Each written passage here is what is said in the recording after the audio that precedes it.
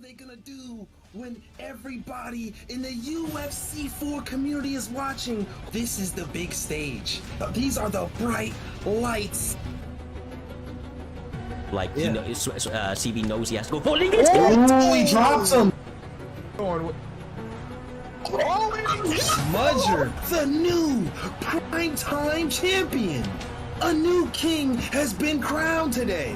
There is a new champion there in the PlayStation division. It is NM Smudger, and that reign has begun again. He said he is the gatekeeper. He's the one. Don't you ever disrespect him like that by calling someone else the gatekeeper.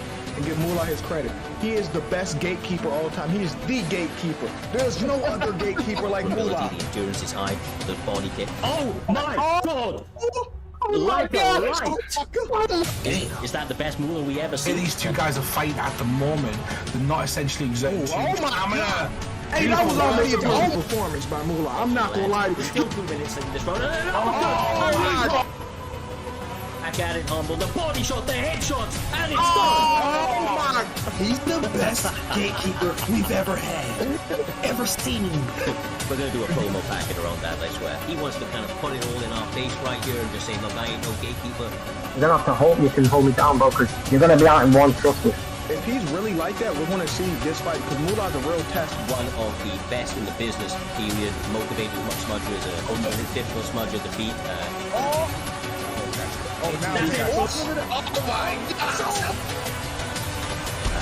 Oh my God! Oh my God! And they are starting to add up very quickly. And he hits them. Now, J-Down, when those kicks can knock you clean out one shot.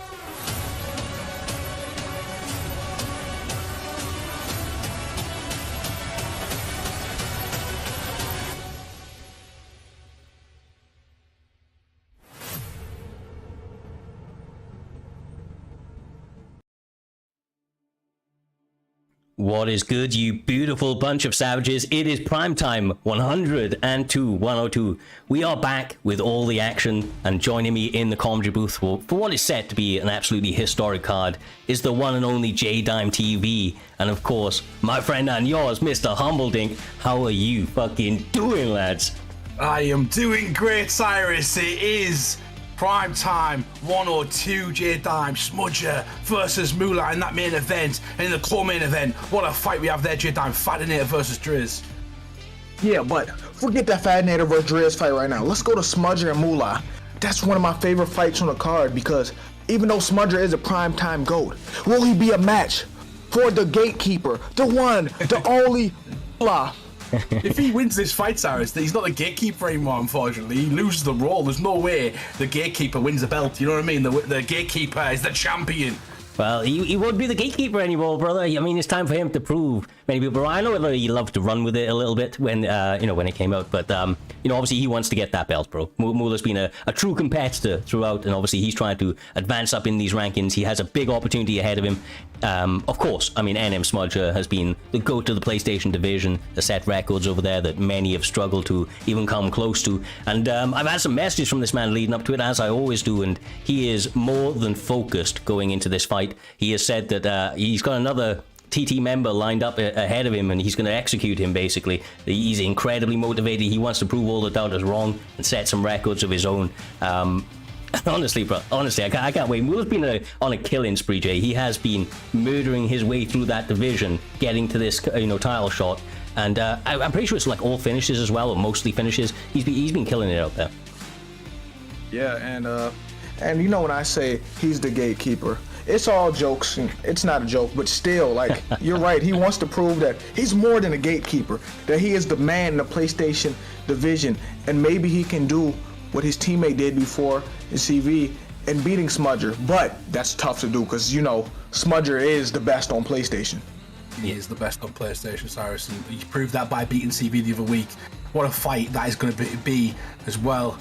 These two in real life were coaches and students and stuff, so this is going to be really interesting. Cejudo, Moreno, what a fight that is. Yeah, exactly right. We don't see too many fights down in this weight class, for sure, man, for sure. So I think Mula got the pick on the weight class, of course, took Smudger to uncomfortable waters maybe, and it'll be nice to see a little bit of a difference than the lightweight, welterweight sort of kind of matchups that you see quite a lot in those title matchups. But as we look at, kind of to the co-main event and the rest of the card, we've got FSK Fadnate up against FSK Driz. The FSK boys been killing it on the Xbox side of the equation at the moment, Jay. They've been more often than not in or amongst that tile picture, at least at one point or another. So they're obviously doing something right. And when you've got Fadnator, the lineal champion, undefeated, his confidence is at an all-time high. But if there's going to be anybody that will have the recipe to what Fadnator brings to the table, it will be a teammate. It will be somebody that knows him intricately. So, kind of knows his good stuff, knows his bad stuff. And it's about whether or not he's able to capitalize on that here tonight in that one opportunity that he gets. Yeah, and exactly what you said. Everyone else may not have the solution for Fadnator, but it could be someone that's in his inner circle who know him almost better than he know himself to get the job done. But with that being said, I don't think it'll be easy because, in my opinion, Fadnator is the best player on Xbox, Humble. Yeah, he's 100%, but if I could, I want to point it out on this one. Fadnator during the press conference was saying, I'm number one, Driz is number two. So he knows, he respects this guy. For me, this is like CV Winter almost, Cyrus. I am so excited for this fight. This fight is like two of the best guys this season so far, fighting it out, battling it out. Driz has been at the top, Fadnator has been at the top, and Fadnator has been flawless. Can Driz be the guy? If Driz does it tonight, he shocks the world. The one thing I'll say about Driz as well, right, but like we all know the pedigree of Fadnator. He's done great things inside and outside this promotion, has really been leveling up his skills to a point that people didn't even think was possible. He was already an amazing player, but he seems to have found that extra kill switch that has taken him even further, at least in this season. Driz, on the other hand, is a man that has... I actually think I sent him this in a message recently. I was like, when you're on, you are like just slaying people in front of you. It's like they don't deserve to be in there with you. And even when he's on a bad night, and this is where it's important, even when he's on a bad night, he finds a way to win. When he was up against Bossman, I believe he was down in that fight. He was, getting a bit of a beating at a certain point, and then he just pulled it from the depths of hell to come back with that victory. And I like that he's got that dog in him, Jay. I like the fact that he's willing to go to deep waters and stay true to his, kind of finishing style all the way through to the finishing bell. Yeah, and there's also other good fights that are sleeper fights on this card too. Like Tech versus Caliber, to me, is a crazy fight. We have a former champion, Caliber, on early prelims, and Tech. I've seen Tech around as a great player, but I've never seen him actually compete. So if he were to make a statement by beating Caliber, a former champion, he may just jump up to the main card at that point. Yeah, 100%. And there's people talking about Tech in the chat saying, finally we see Primetime debut from Tech.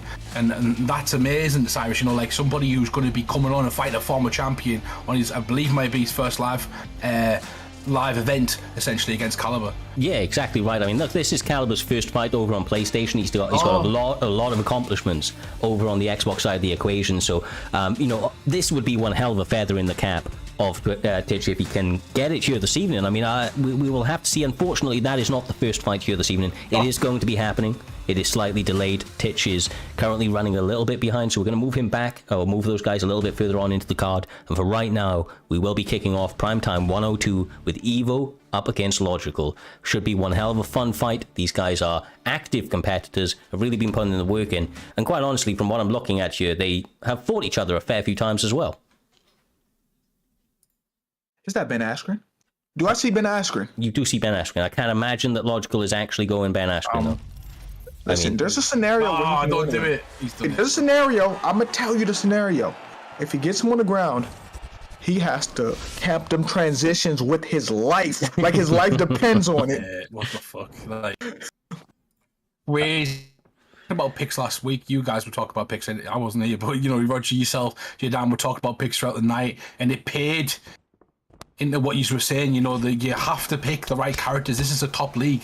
Yeah, exactly right. And look, he may be 50v25 up on Evo right now, but it is that one that matters. If you beat him every day in training and he gets the W on the night, then obviously more egg on your face. But for right now, Logical obviously seems to have the key to success there, J-Dime. Early success in the takedown. And now he's got Connor exactly where he didn't want to be at the start of this round.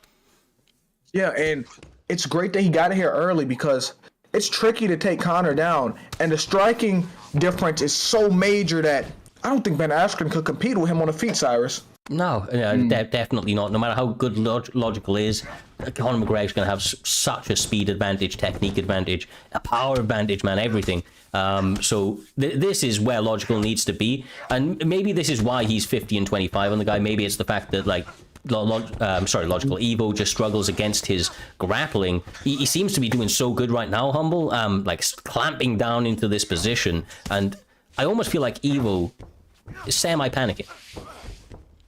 Yeah, he seems like he knows what's about to happen and try to rush. Remember, you got a full round to work. He might give a round away here and there, but he needs to get back to his feet, number one priority, and he needs to do it without taking too much damage, letting his opponent get too far ahead J-Time. He's took quite a bit right there. He's going to have to come back in the fight in a sort of aggressive manner. He's going to have to find a way to get back on the feet, because if you're... There we go. I would get up from here. If you're defending...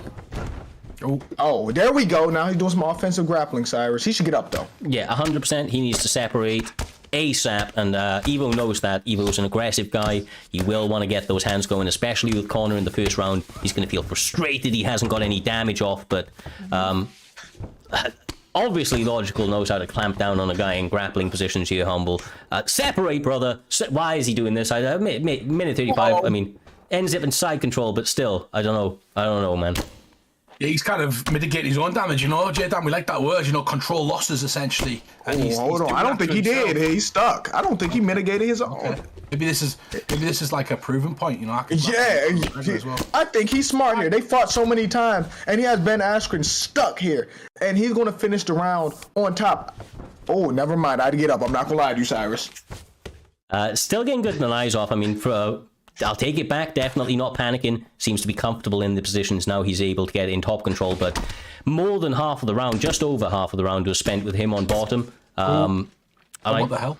I don't think he's done enough to win this round back. So maybe just a little bit of a mental win for him. Humble going into the second round. He was able to maintain top, but he needs a big second. Basically, he needs a big second. He did get a few elbows. That's a close round. I don't think he's done quite enough, maybe, but it was a close-ish round because he did get a few elbows off. But we'll see. Wait, no. Logical won that round. Okay. 10 significant strikes, yeah. Yeah, okay. So Logical's up. The game has switched. Well, this is kind of the thing is, even though he had a lot of control, he didn't tax Evo. And Evo's come out swinging. Logical. Why have you picked Ben Askren? So if he wins with Ben Askren, right, Humble? If he wins, what will you say? No, listen, every player watching it, if you want to lose, if you want to come in and, test your friend's might, test your friend's will, that's what happens. But he's going to knock him out now, dude. I'm going to shoot him. I knew it. Oh. So you disrespecting Ben Askren. His hands are very underrated. He throws that spinning back fist from hell, Cyrus. He does, bro. He does. He went straight lead over there. Now finds himself pressed up against the cage. We've got a D1 Conor McGregor going back to the striking. There we go. Oh my God, he's been training with Valentina Shevchenko right there, J-Dan. No, Ben Askren is the one who originated it. Please get this right. Ben Askren, he may not know how to throw punches, but he always throws that back fist effectively. Yeah, he does. He does it moving, Cyrus. He does the back fist while moving. He gets momentum. Yep. Seminars of him and Stephen Thompson teach you how to strike. Well, look, 3 minutes left in the second round, and Logical finds himself in a fantastic position. Now work their way back to the knees. And a condor attempt. But, look, they're just clamping down on him every time he tries to get up. Nope. Evo, you're back on the mat. It's got to be mentally frustrating there, J-Dime, just to continually be brought back to the mat every single time you try to move. Yeah, but this is the perfect way to fight Conor. You want to take away his power? You put him on the ground. Don't get into an ego battle. Now you're in a kickboxing match with him, Humble. Oh, he's going to roll his back as well, frustrating him now. Really try to frustrate him. Yeah, you've got to do this. We just see what happens. At the moment, though, Logical potentially win the first round. Logical's potentially win the second round. So if I'm Logical, I'm just thinking survive the round, don't essentially get too much damage against me, and if this guy just rolls around me for a bit, they're going to give me the round based on the damage alone. And he gets a position right there, Cyrus. Yeah, very nice. I mean, look, Evo's doing some good bits. I just feel like it's all too little, too late. He did get a rock at the beginning of this round, so this one could very well be his, but In fact, saying that, I now recall Ben Askren doing something unholy and throwing that straight lead overhand. So it could be any way. You know, do you know what I mean? They both got a rock, but just Ben Askren's like he keeps stacking up time, and I feel like that's just kind of slowly creeping away from Connor at this stage.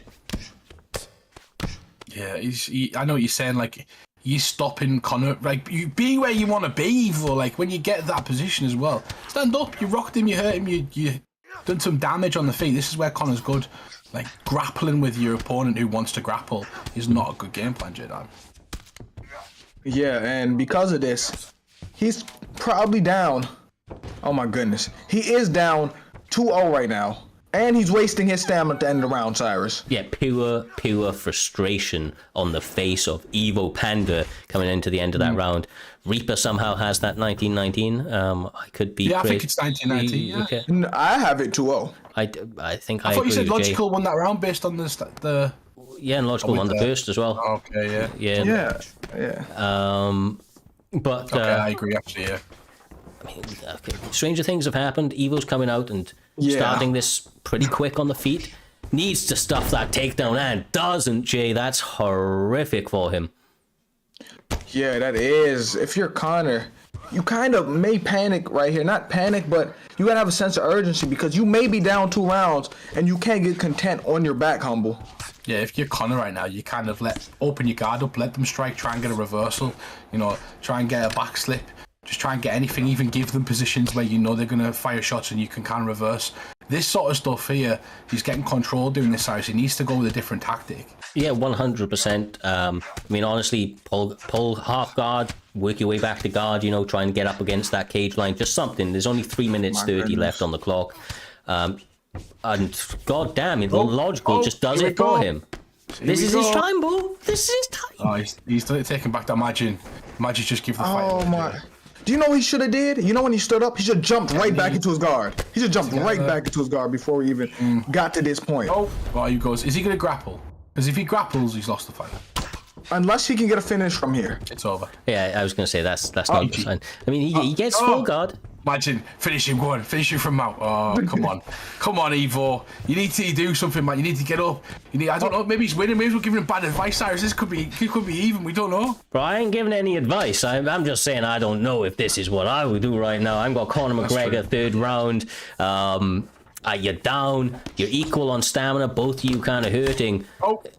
Ben Askren's just not good on the feet, man. You need to capitalize on it, but the shots are gonna go on. Raining down. Throw an uppercut. Throw a knee. Throw a something. Let your hands go. You're probably down right now against Ben Askren, and you have the advantage on the feet. Throw your hands, man. Yeah, 100%. Just block low at all times, Humble. You don't even need to block your head. Evo. Let's go. Evo's on top. Grapple him, Evo. Grapple him. Oh, 2 down the middle. This is it. Conor McGregor. Yeah, he's got some hellish counterpart there. Can Evo do it? He's got a minute left. Needs to get the gears going, Cyrus. Needs to put his foot on the pedal. Into side saddle, the elbows rain down quickly. Ben Askren moves across to his knees, trying to stop and stifle the offense from Conor McGregor. But he's got the killer look in his eye. Gets back to his feet. That's what we were calling for. 30 seconds. 30 seconds. Kick him when he bows. Kick him. You need to win at all costs. Bow him. Try and get him a bow and front kick him. No. Oh, come on, Evo. Panda is, he's doing really well. It's just not enough. Hey, that's nail in the coffin, guys. That's the nail. In the last 2 seconds as well, that's the nail. There's nothing, and then. Yeah, 100%. Honestly, my heart goes out to Evo. This is not the type of fight that he wants. Ultimately, he got grounded and pounded across the course of 15 minutes. There was a big old hand as well, man. Fair play to him. But Logical, I feel like this was a statement-making performance. Ultimately getting a massive W in the weight class, and doing so with Ben Askren just means it's going to stick out in our minds going forward into future events, I would imagine. And we will see. We will see what happens with him. But obviously, his grappling seems to be up there. It seems to be up there, Jay. It made it very difficult for Evo to get out. And Evo's a guy that's been around the scene for a long time. It's not the first time somebody's tried to grapple him, Yeah, he fought the fight you're supposed to fight. He fought a perfect fight almost. He didn't engage in the striking, and when he did, it was on his own terms. Towards the end of the third round, he dropped him to seal the deal. He didn't have an ego battle. He fought how you're supposed to fight, Humble. Yeah, he did. He used Ben Askren. If you're going to win a fight, that's how you use Ben Askren, right, Cyrus? You got to use him in that way. You got to pick your moments, control when you control, blanket your opponent, and when you get an opportunity to capitalize because they're overextending, that's when you catch them. He did a good job. Yeah, exactly right. I mean, look, you're not going out there, Ben Askren, and trying to box the guy's face off. It would just be ill-advised. That's not even a flex. Like you just don't do that shit. So yeah, but did very, very well to work at that the way he did. So we will move upwards and onwards after a nice little fun fight to start it out. A little bit of a weird fight at that with the pick, but nevertheless a fun fight. It is not going to be KM Caliber and Titch quite yet. I do not believe. We are going to go to the early part of the prelims to kick us off, and that will be STK Blake up against Ginger. Obviously on PlayStation, J-Dime, I know that this is an interesting fight for you at the moment. Listen to me. There's a lot at stake here, because I always say, or me and Humble both say, Blake and Ginger are the same person. They sound the same, from the same area. If Ginger loses, his name is Blake. If Blake loses, he changes his name to Ginger, because they're the same person. So we'll see. This is the battle of the Blakes, the battle of the Gingers. This is not even, J-Dime's not even like lying here. I've had these both in the chat at the same time, and I thought one person was in there, Cyrus. It's like, you don't know the difference. It's like they're almost brothers. They're the same age, same colour hair. They live around the corner from each other, and they speak identically. They're the same person. I am convinced that he's got two accounts, and he runs from one house to another, pretending to be somebody else.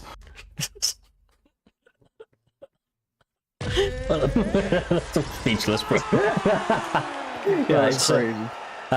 Well, there seems to be a lot on the line between Blake and Ginger here this evening. Cyrus, with that, there's a guy. Thank you to Mr. Humbledink for the 5 subscriptions to Primetime. Thank you, Mr. Humbledink, for giving out the subscription. Man, thank yourself. I appreciate you. Don't worry. I'm giving myself the plaudits. Now, enjoy Primetime. If you'd like to subscribe, you can use your Prime as well. You get a free Prime if you connect it to Prime, Cyrus, right? So you can use that. Get some of your money back, brother. Also, shout out King Jon Snow for those 200 biddies. I had missed it. Appreciate you, my man, and the continued support. These guys not wasting any time here, J-Dime. Oh my god! I dropped Blake! Let's go. This is what we'd expect between two lads from the mean streets of Northern Ireland. You said the mean streets of Northern Ireland. I'm playing. It's jokes, but yeah, this should be a great fight. And they fight similarly. They're evenly matched. Like Cyrus, they don't just act like each other. It's the same person. Oh my gosh. It's the same person. Oh shit, he might get him done here. This might be done. Accuracy. Accuracy. Oh, he made a mistake. Right there. Let's go, boys. Right, come on. If you keep this going for 3 rounds. It's not going 3 rounds. This is not going 1. It ain't going 3 minutes, bro. It ain't going 2 minutes. Oh, he's dropped him. He's let him back up. Yes. He let him back up. Yeah, these are so close to each other. Everything's landing. Everything. This is great. I'm not gonna lie to you. This may be fighting. Yes, body to the head. Ginger, drop B, you're dying. Oh my god. This is the battle of the they're the same player. They're the same. No one wants to lose the name, J-Dime. Nobody wants to lose the name. The pride's on the line. The mum's in the living room screaming at their telly. Oh, listen. It's one person. It's one person fighting each other. I don't know how he's holding 2 controllers. He got 2 hands. One for each controller. They can see them just being like, sooner or later they're going to be knackered. Oh, starting to read each other. Oh, Blake. Oh. And none of them have thought about Cyrus trying to get the other person to miss, like counter-attack. I mean, he paused! Oh, my Ginger is back in the fight! What will Blake do? Oh my goodness. Oh, he's swinging for the rafters, Cyrus. Yes, he is trying. Oh my, that was bad! He took Ginger! Ginger with the win. Ginger beats Ginger. Oh my I God. can hear him screaming in my ears. That's crazy. That's crazy. Ginger's gone mad. I'm not giving up my name. Jesus, the arena is on their goddamn feet. Those two guys brought all the action. Jesus goddamn Christ. It would appear that Blake is no more. We now have two Gingers in Primetime MMA. And jeez, man. That was a fun old fight, though. They did not come to waste any time there, Jade. They just threw hands from the opening to the end bell. Yeah, I love that fight. Man, that was such a I good genuinely fight. love that fight. That was such a good fight. Like, that fight, J Dime, is got to be contender for the fight tonight already. Already. And no one, both of them take a win and both of them take a loss because it's one person. Oh, God. Well, we're going to continue moving on throughout the night. It says Pigeon on your screen is up against LW Fnatic next. That is not the case. It is B3 Blackout who is stepping in after stepping out. Now going up against LW Fnatic. Let's talk about Fnatic for a moment. Everybody knows B3 Blackout. Know what he brings to the table. Absolutely phenomenal competitor. Aggressive in his style. But LW Fnatic, the LW camp, one that's been around for a long time, humble. They produced some really good fighters over that time, a little bit more quietly as of recent.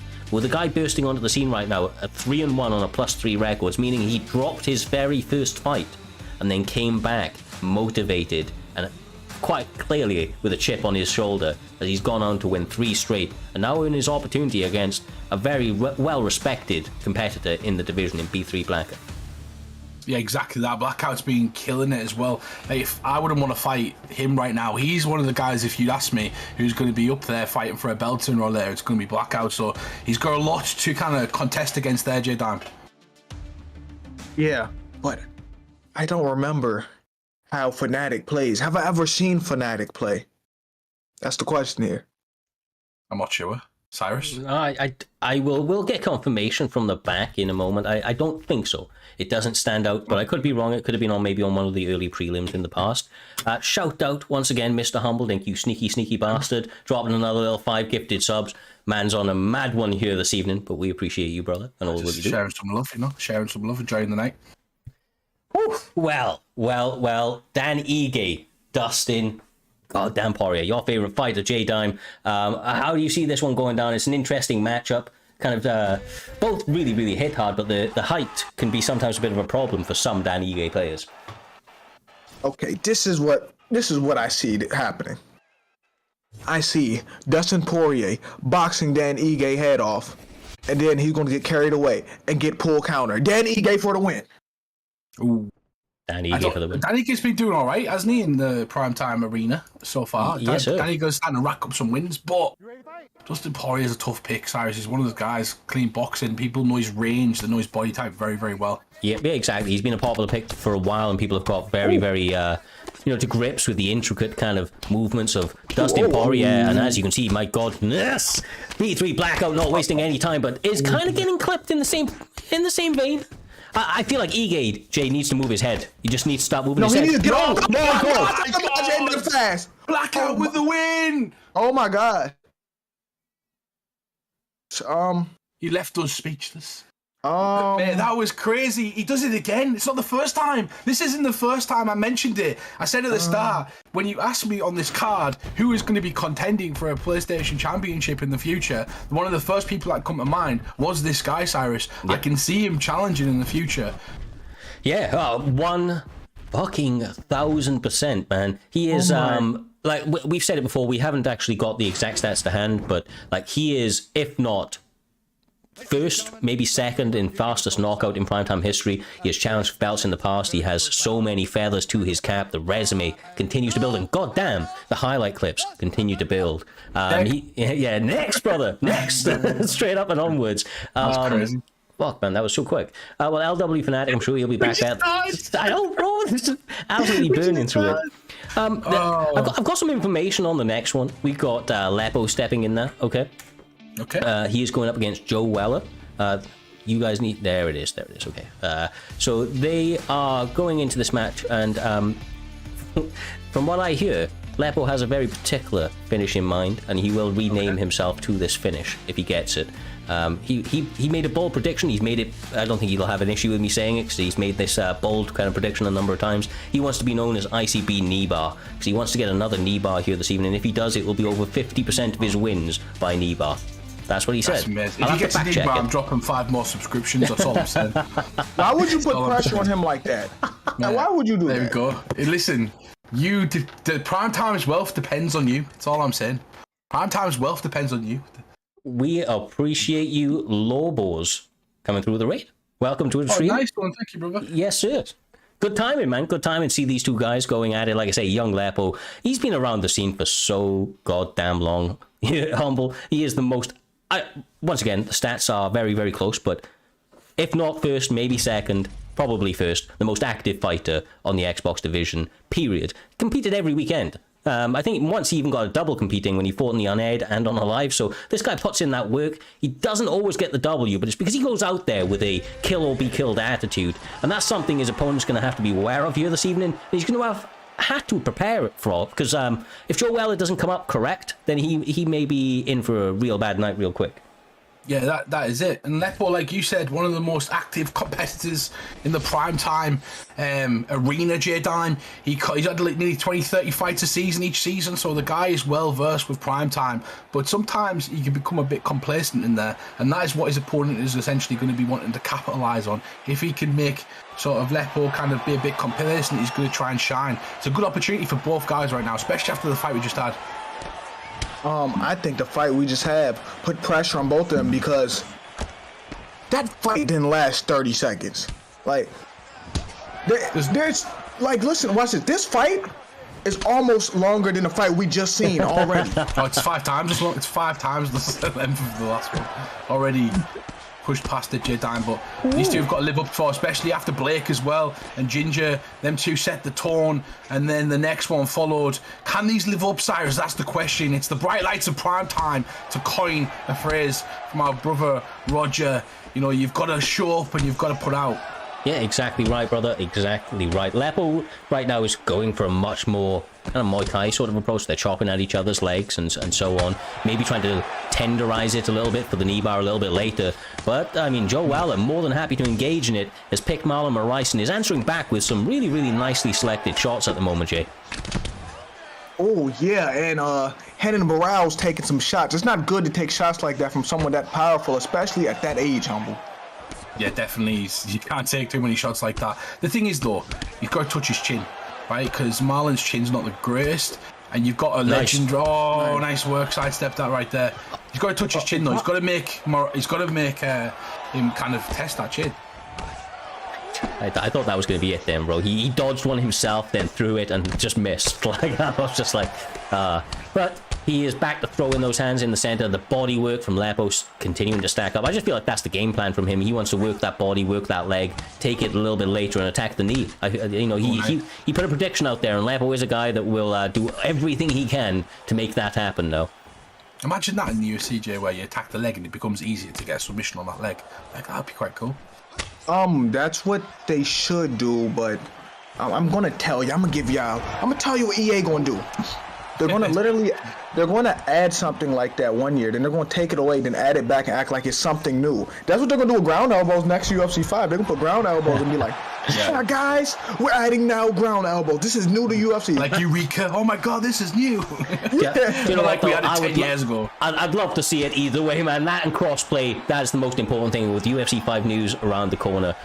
I'm excited, bro. I don't give a shit. It's going to be a little bit of a teething problem at first, as always, but it's nice to have some fresh blood in it. But look at these guys now rolling back and forth. I mean, look, I will say to you at the moment, Humble, that Joe Weller is coming correct.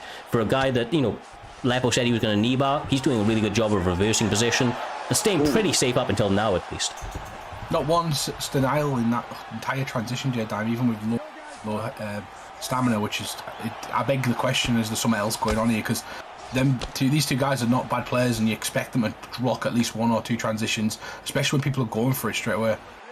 Yeah, but you know what I would do if I was in back sitting? Oh my goodness. If I have the armbar, I will pre-deny that backside, because there's nowhere else he can go anyway, and then armbar. Yeah, he needs to knee bar him, because if he doesn't knee bar him, the subs aren't coming. So, you know, no pressure at all, Cyrus, but that knee bar counts. It does. That knee It bar does. is counting. He is honestly fighting so much more reserved than he normally does. I'm wondering kind of what the game plan is. He might just kind of try and switch the tempo up like he seems to be right now. Oh, there we go. Nice. Waited the right time. He just waited to turn it up. Just waited to the right time. Like, so every time you don't have to go 100 miles per hour. Sometimes you could switch speeds, switch the rhythm, switch the tempo, Humble. Again. Yeah, like, come on. Oh my goodness. Something else is going on here, because that should be blocked, man. Like, he's just letting him. If he blocks like there, Cyrus, he's got a good transition to the half guard, and then he gets what he wants. Where just needs 1 or 2 blocks. I guess 1 or 2 adjustments could change this fight, especially on the ground. Yeah, exactly right. And there is a lot of time. And he gets another knockdown. The up kicker, Doom, saves another life here this evening. But back on the feet and in difficult waters right now, Jay. Why would you? He can't get the counter. Spear! Oh, Brock with the spear. Mate, you missed it and then speared him. It was a feint. It was a feint spear, Jay-Dan. All calculated. It's work. What was it you needed? Knee bar, right? Yeah, you need a knee bar. Knee bar. Oh, I'm joking. Where you get that from half guard, don't you, when you posture up and your opponent's lost the stamina, is that right? Yes, sir. That's true. I've just exposed his game plan. I think you did that a long time ago.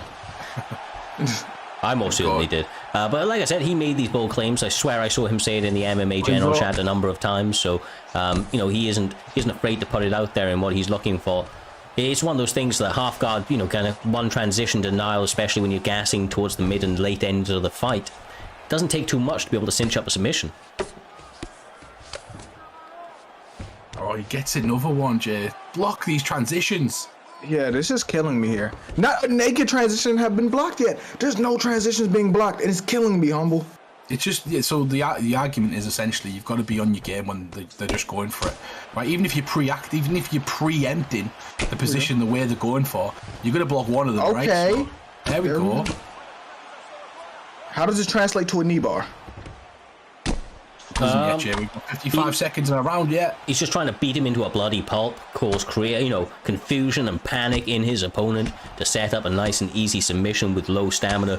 He's fucking damaging him pretty heavily at the moment. He is actually. Like, it doesn't feel like too much has happened, but also a lot's happened, Jay-Dan. Yeah, but oh my goodness, he flipped. Oh. Why would you go for that? What if he hits him with the same knee bar? That'd be so funny.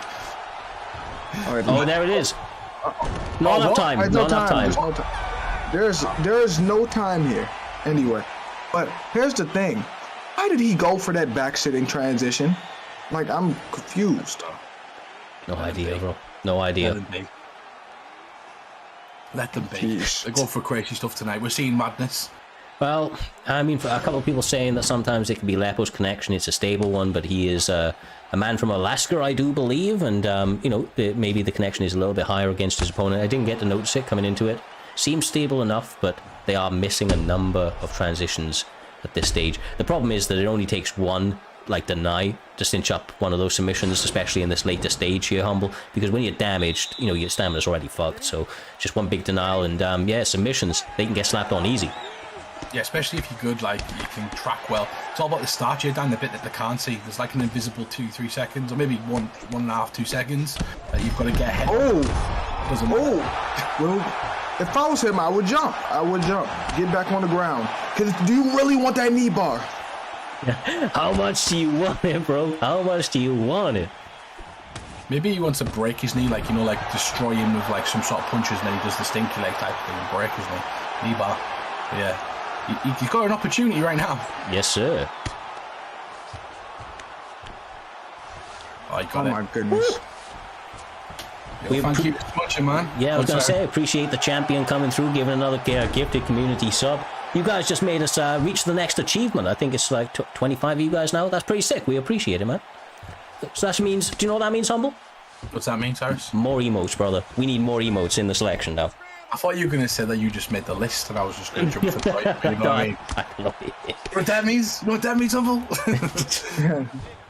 Here we go. These guys are fighting on the 20. Is it how many we got now? How many emotes, Cyrus? Ah, God, I don't even know, brother. I'll count them in a second. 1, 2, 3, 4, 5, 6, 7, 8. I think 13, 15, yeah, something like that. Anniversary of emotes right now. Oh, anniversary of Jericho. Is he going to do it? What?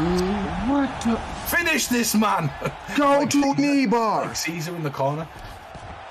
So yeah, so what are the setups here? Because I think if he postures up, he can get a knee. No, he can't. Can he? It's only from bottom. Yeah, here is you set up north. I was going to say from half guard, but he looks like he's going to try and finish him with some punching, maybe. Okay. Sean Corkery, his level the best ever. That's what he says. I don't know. He thinks I think he's like on top of him. He's punching him. You know, he's doing damage. Now he's going to go for some big ground and pound. Can he get a finish? Ooh. I think he should wait it out.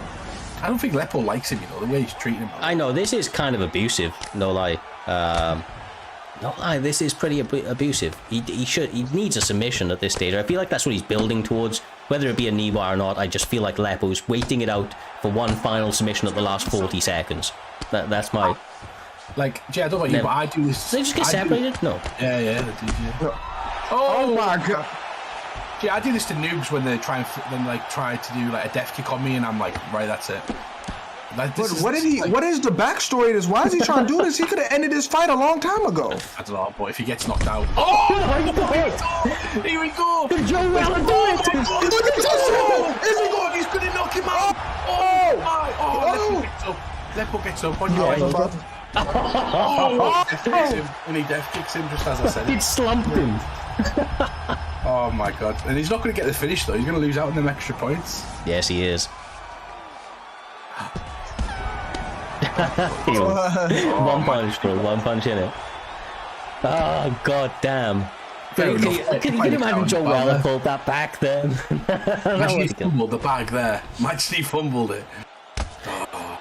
God, it would have been just desserts though. It would have been just desserts after beating on Joe Weller like that, not finishing the fight when he could have. For Joe Weller to come back in that last section, it almost felt like karma. But we were saying it. We were like, why isn't he finished it? You know, like if he comes back and beat, oh my God, he gets it. Like it's just one of those things where he was kind of setting up his own sort of downfall right there, but he manages to essentially change the tides. Well, keep the tides the same time, ride the swerve, but get around the wave, you know, and then just all the way home and gets a nice win. But he did try and bully that man, and he got punished for it.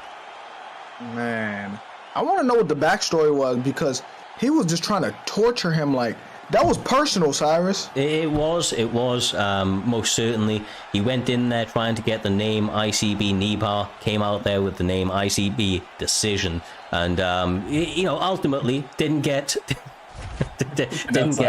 the extra points that you need to get yourself ahead in this division, but did get a W in a very dominating fashion, to be absolutely fair. Joe Weller didn't really have too many opportunities until the end, but that was all on Lepo more than anything else, just being stupid.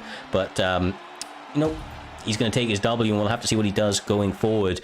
Either goddamn way, it has been a fun and fast night here this evening so far. We are absolutely burning through the fights. From what I'm hearing as well, we can now go back to the earliest fight of the night, and that is Titch up against Caliber, a fight that we were very much looking forward to, and I'm glad that we did, or were able to delay it and get it on before the prelims.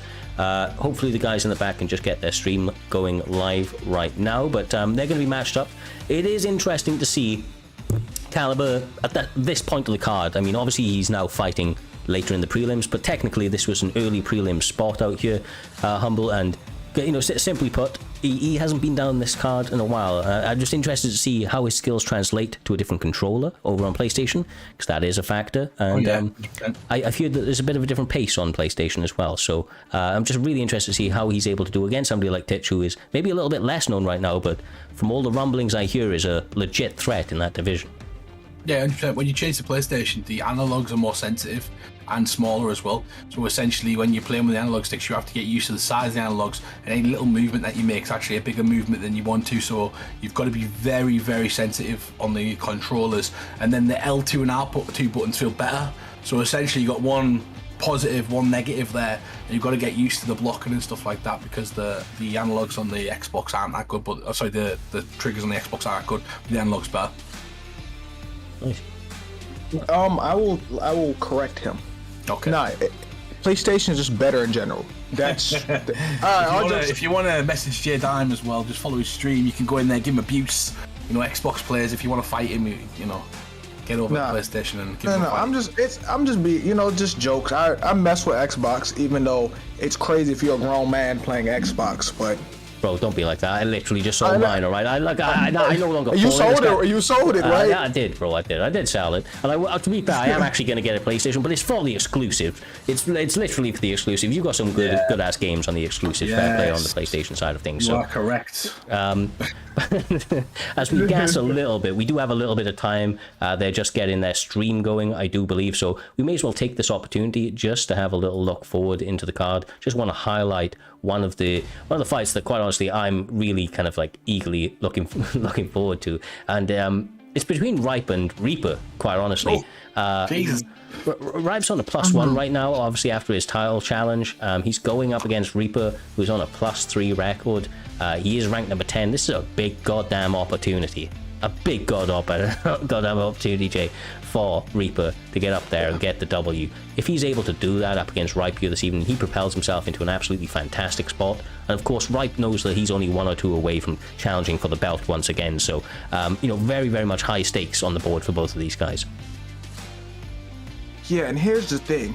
Reaper, who's on a 3-fight win streak, like you said, you gotta finish him, because if you take him to decision, it don't matter how badly you beat him.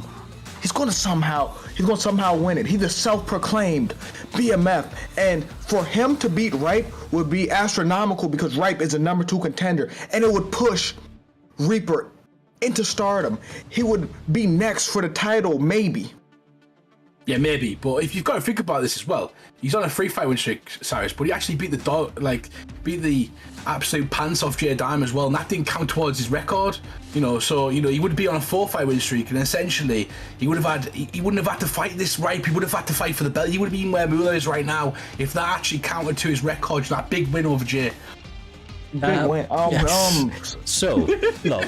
The straight up fact is that there is strong beliefs and rumors that Reaper may have paid off the judges in that fight. That is what I hear. There are arguments being made, but win or lose in that exhibition fight, he has definitely earned this opportunity to fight up in the weight, in the division right now, and quite genuinely, with the way that he's been trying to adjust his style into a bit more of a patient one, I feel like that may be needed against somebody like Ripe, who is quite genuinely a all-round threat. This man gets finishes in every single department of mixed martial arts.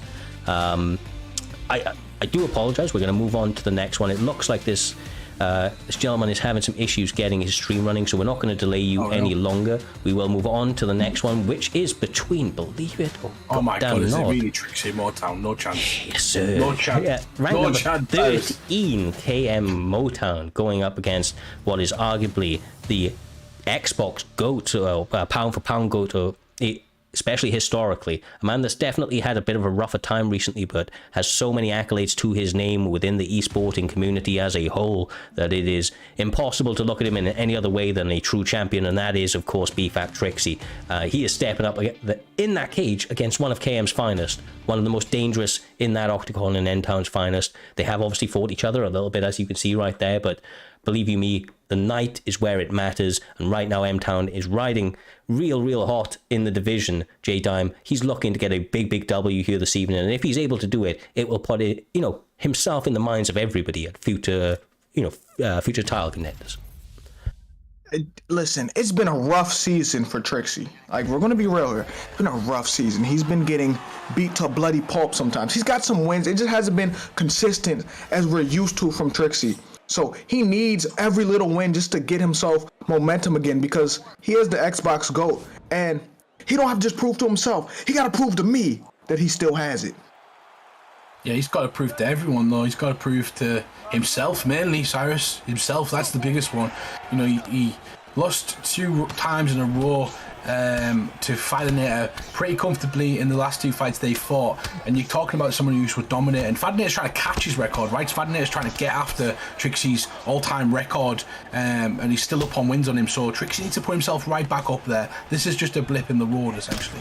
Yeah, exactly right. And he's always done it, man. Like, he never goes on 2 or 3 fight losing streaks. I think the most he's ever lost in a row is twice. And he always bounces back, but it's normally one. He's a guy that he's a master at adaptations, and quite genuinely, like that is what has kept him ahead of the competition more often than not. J-Dime, his ability to adapt to the situation at hand.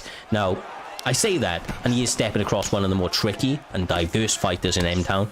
You know, obviously he has a lot of tools at his disposal, and he's a guy that likes to show you a lot of different looks as well. Yeah, but how will Trixie come back from what happened recently when he got beat up in the second round, which was known to be his great round, Humble? Yeah, he did as well. It was like almost purposely done. You know, he's got to prove to this one. Start early as well. Sometimes Trixie likes to come from behind. Maybe he starts early, Cyrus, gets going straight away, makes the early adjustments rather than the later adjustments, gives himself a better chance, because people are starting to catch on maybe to the patterns of his defense. Yeah, for sure. And the simple fact is that he's been a 5-round fighter for the longest of times, and now he's having 3-round fights. So it's a completely different ball game. He has to manage his output a little bit differently. He can definitely put the foot on the gas a little bit more. For a guy that's traditionally been a slow starter, and I say that M-Town is capitalizing on this early round, man. He is letting those hands fly, J-Dime, and he is causing big amounts of damage on Trixie early. He is, but I was reading a chat, and Blackout has some advice. Just block break M-Town. That's the advice. Yeah, he's right though. Pettis' block's really low. Like, you can kind of walk forward, hit his block. And the other thing is you also smother the kicks, right? So essentially, Blackout knows, like, if you smother Pettis, it's going to be very, very difficult to let him kind of work. But I'm liking what I'm seeing from M-Town. He's picking his shots nicely. The damage to the head, the damage to the legs, they're kind of adding up. And if he gets off a bit more, Cyrus, I'm going to be starting to be worried for Trixie. Yes, exactly right. I mean, I'm a little worried for Trixie right now anyway. May the best guy win, but goddamn, the former champion, the man that has the most accolades to his name, is coming out here with his heart on his sleeve, trying to leave it all in the octagon. But as you can see, right now, M-Town seems just a step ahead. Jay, and it's really odd to see. It feels like Trixie is struggling to catch him right now. I don't know what he needs to do, but just the punch is not quite there. He needs to smother them kicks. There you go. He has to get in his breathing room, get in his space, take that block down like Blackout Bully said, and that's a good clinch, Humble. Yeah, it is a good clinch. He changes the fence. One of the things I love about good fighter IQ and good player IQ in UFC 4 community is when you get your back up against the fence and you don't want to be there, using that clinch to change the position, get you out of trouble, and then kind of either putting yourself in space or getting an opportunity to take them down. Perfect sort of game plan, Cyrus, because you can never get backed up to where they're great. Yeah, exactly right. See, coming into this next round now, for my money, it is obviously Trixie is ice skating a little bit uphill, but he is not out of this fight. Jorge Masvidal is a durable guy, and he does hit hard, as you just saw right there. J-Dime starting to catch him quite nicely. Another upcut lands. Trixie's finding the mark now. Adjustments have been made. Oh, that's the important thing if you're Trixie. Make it to the second round, because that's the round you make them adjustments.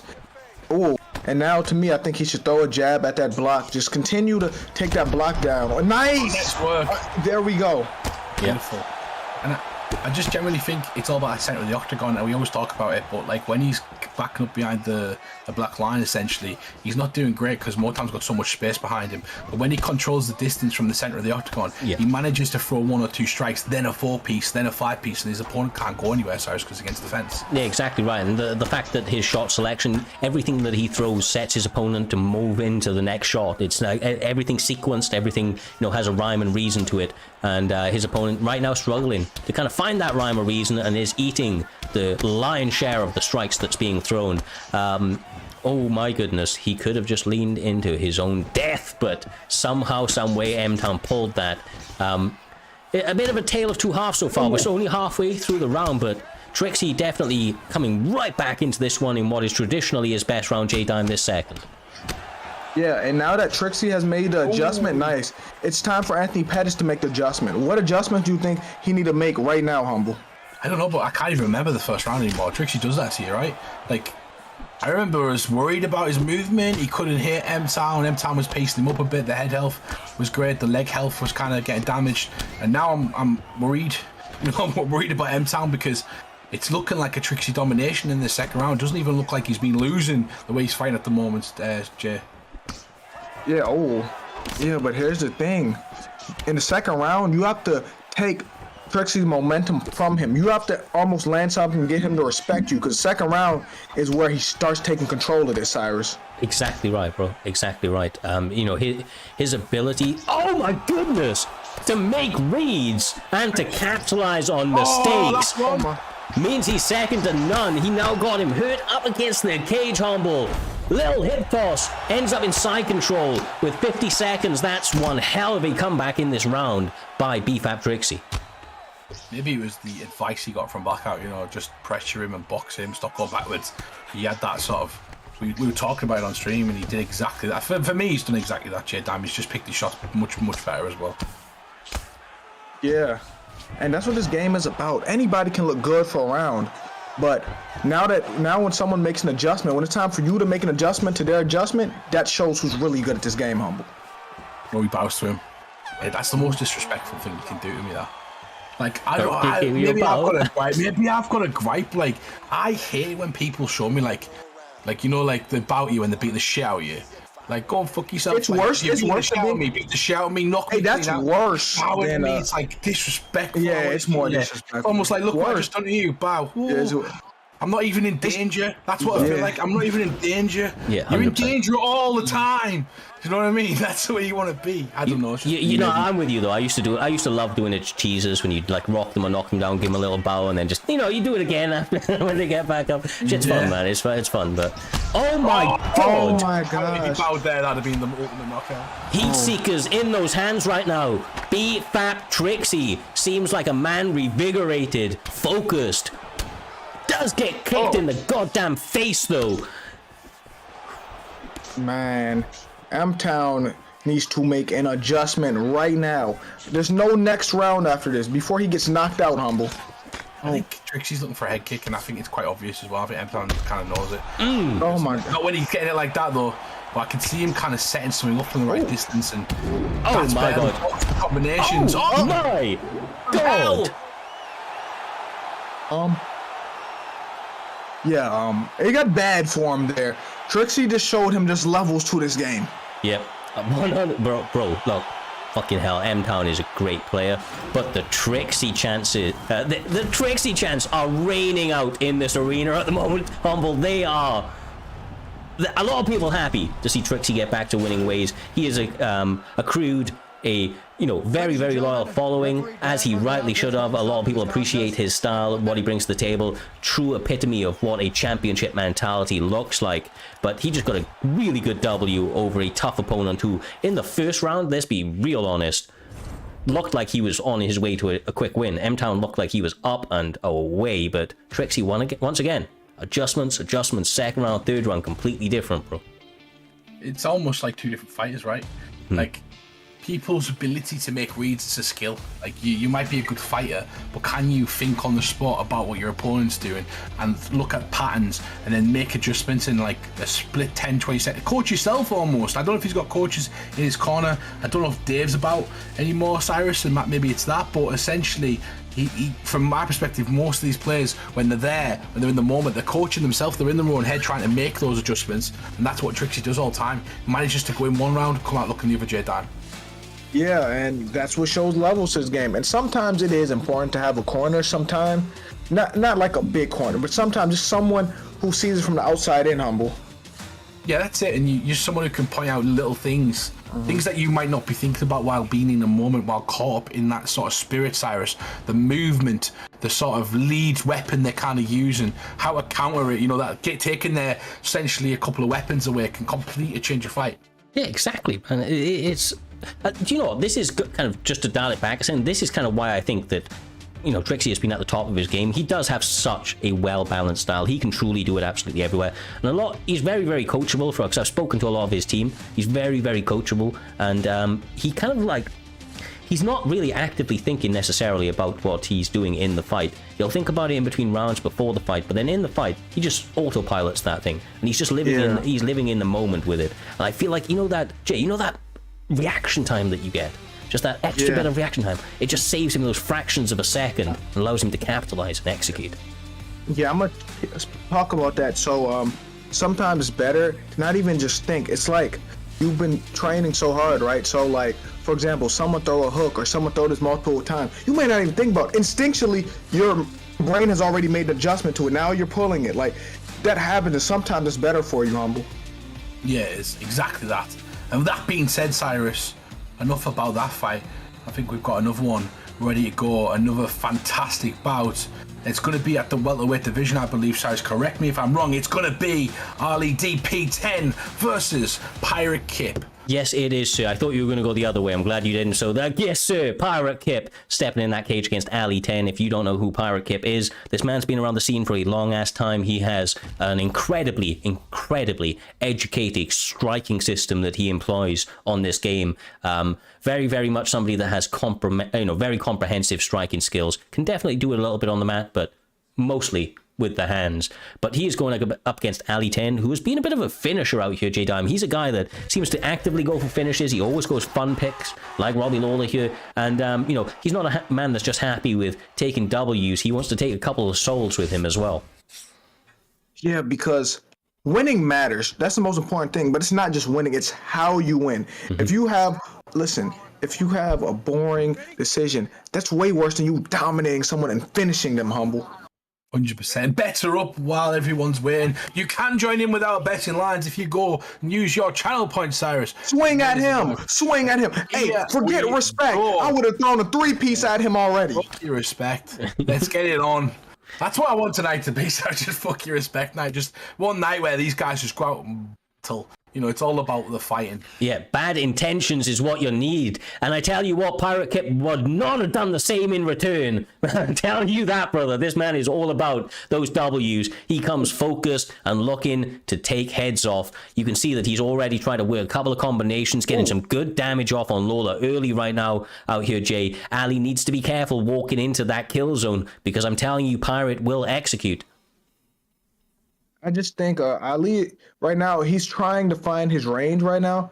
And if I was Masvidal or Pirate Kip, I would take. That's a great time. And you don't expect. I was about to call him Robert Whitaker. You don't expect Robbie Lawler to shoot either, Humble. When you're moving a lot, when you're dipping your head a lot, when you're kind of making those movements, you're not going to be able to defend those takedowns so easily. So it's a great time to kind of time those takedowns perfect, kind of making a read right there, realizing he could get an easy takedown, Cyrus, and making the adjustment. But back to his feet. Yeah, back in the strike. Oh my goodness, that front kick was a little close for my money, but somehow he sneaks it through. Nice little work with a little 4-piece. Back from Pirate Kip, slip counter. J-Dime looking like he is starting to find the mark. But those body shots could cause problems if he's able to continue to be successful with them across the stretch. Oh, I didn't know Robbie Lawler had wrestling like this. When did he learn this? Like, throughout his career, he wasn't known for this. American top team, Oh my goodness. Colby Covington at one point, a few of the guys.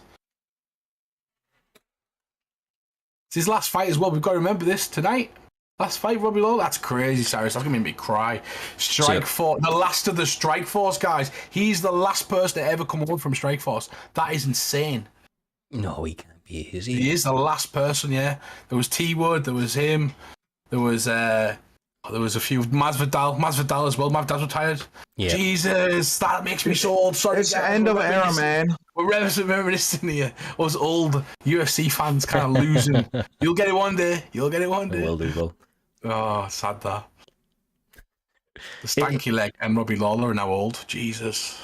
I mean, honestly, it's always fun to go back and look at them. I was recently going back and showing some people who are not like UFC fans some like old Vitor Belfort footage saying the power of Jesus and TRT is all you need in life. And you show them that and they believe, bro. They believe. They're getting tattoos or like crosses shaved in the side of their head in no time. I tell you, that guy was on something else. Starting to cry now, yeah. Beautiful shots in the body right there. We're not talking about the fight too much, but sorry, reminiscing in the kitchen, Jada.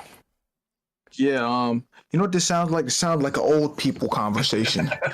It is. Me and Cyrus literally just were like, cool conversation, bro. And then we just both went sad as we were talking. Not It's sad at all, bro. Not sad at all. And I have to say, Sean Corkery is saying that he will also have to double check your facts on that side of things. I don't know, bro. Please double check, because I know Humble didn't do his research. Please. What on? The Strike Force, being the last guy in Strike Force. Coming from? Who's left? Let me know, because I'll. Yeah, I'm like, no, 100%. who's left? I want to know. Back that guy, whoever it is. You know. You can't just tell me I'm wrong, sir. You got to tell me who. Look, I'm going to leave it to Sean Corkery to back check, because as these guys look to let those hands fly, Pirate Kip trying to kick off this second round nicely, but Ali trying to mix it up on takedowns and a lot as well here, Humble. Those level change can really help, especially against somebody who wants to strike like Pirate. Just make him think about dropping those hands a little. Yeah, he's throwing really quick straight as well. He's down the pipe, and then beautiful work. Gets the takedown. But a lot of damage done right there, so he's got to kind of come back to your down, do some work. We've seen this tactic earlier on in the fight as well. Yeah, but he got him stuck in side control, and this is the most grappling I think I've seen Robbie Lawler do in my entire life, Cyrus. Yeah. The one thing I will say as well, though, right, Robbie in these positions, he has like some of the most hellacious ground and pound known to man. Likes to punch through punch his opponent through the canvas, basically, and he almost did it there, Humble. Those ground and pound combinations raining down very quick. Yeah, that's does some damage. I want to see Lawler get up and strike, but at the same time, imagine this fight, by the way. This would have been a hell of a fight to have had these two in the world. Oh, my God. Going out with Masvidal versus Lawler. Mm-hmm. Kind of wish they were tied against each other, you know? And why do you wish that? I don't know. Kind of nice. Those two. Who did Masvidal fight? Gilbert Burns, you know? He didn't fight him. He got beat up. It's exactly. A difference. Like, he could tell it was time. And that's what I think is going to happen to Robbie Lawler today. I think he's going to get put through the canvas. It's that time. Father Time is undefeated. I'll cry. I'm going to generally cry at home if that happens. I'll be sat there sobbing.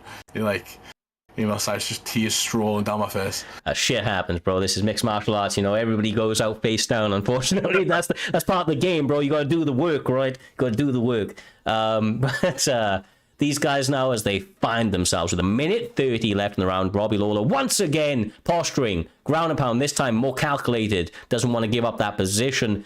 But I mean, I don't know who's winning this fight. I think Robbie is, right. Robbie, but I'm falling asleep almost. You need they need to. I like what Pirate was doing on the feet. I think, to be honest, the problem is, Jay, that Ali's realised that he's not going to be able to essentially stand there, and he knows that the more risk he takes of the ground will give him a chance to get knocked out on the feet. So he realises that Pirate Kip on the feet is a problem.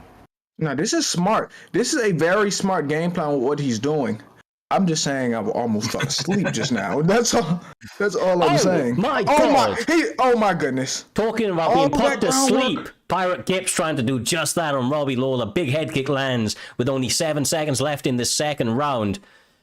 Biggest moment of the fight, Jay, right there. There's reawakened us back into this one. I'm almost back awake. Just almost. I was wrong, by the way. Brunson's still around. I didn't know Brunson fought in Strikeforce until he said it. Hey, hold on. Is Brunson really still around? Like, he's going to fight again after he lost? Because he got lots of Duplix, whoever his name is. Yeah, I'm not going to say how I pronounce his name, but I'm just saying Drekis, right? So, after he lost that fight, if I'm Derek Brunson, I'd retire too, man. It's the end of an era, man. Maybe he has retired. We don't even know yet. Yeah, we don't know. He's, like, partially retired. Like, he retired, but he's not retired. He's becoming back and fighting. Ooh, nice little hook right there. If he would have he's gone for the takedown. Pirate Kid gets the block. Needs to do some damage right now. Yeah, but not enough. That was kind of like Rocky-ish, though. He shot from a distance, bro. Oh my God. Oh, Pirate Kid elbow.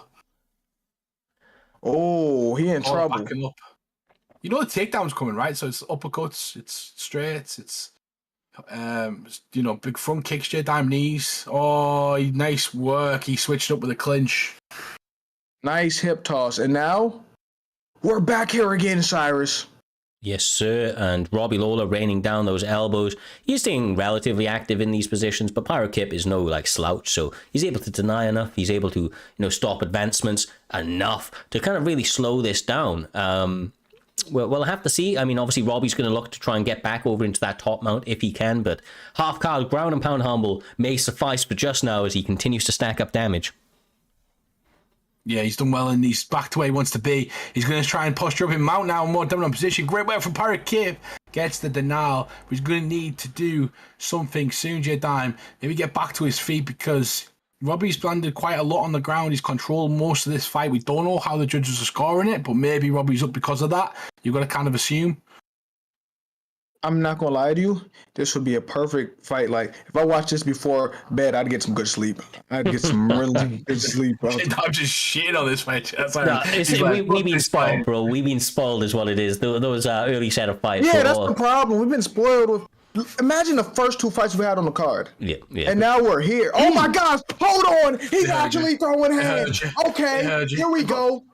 They've had this in their back pocket all along as well. Here we go. It's time. Don't shoot again. It's time to swing. When you said it, I knew it was happening. When you said it, it was like the moment, bro.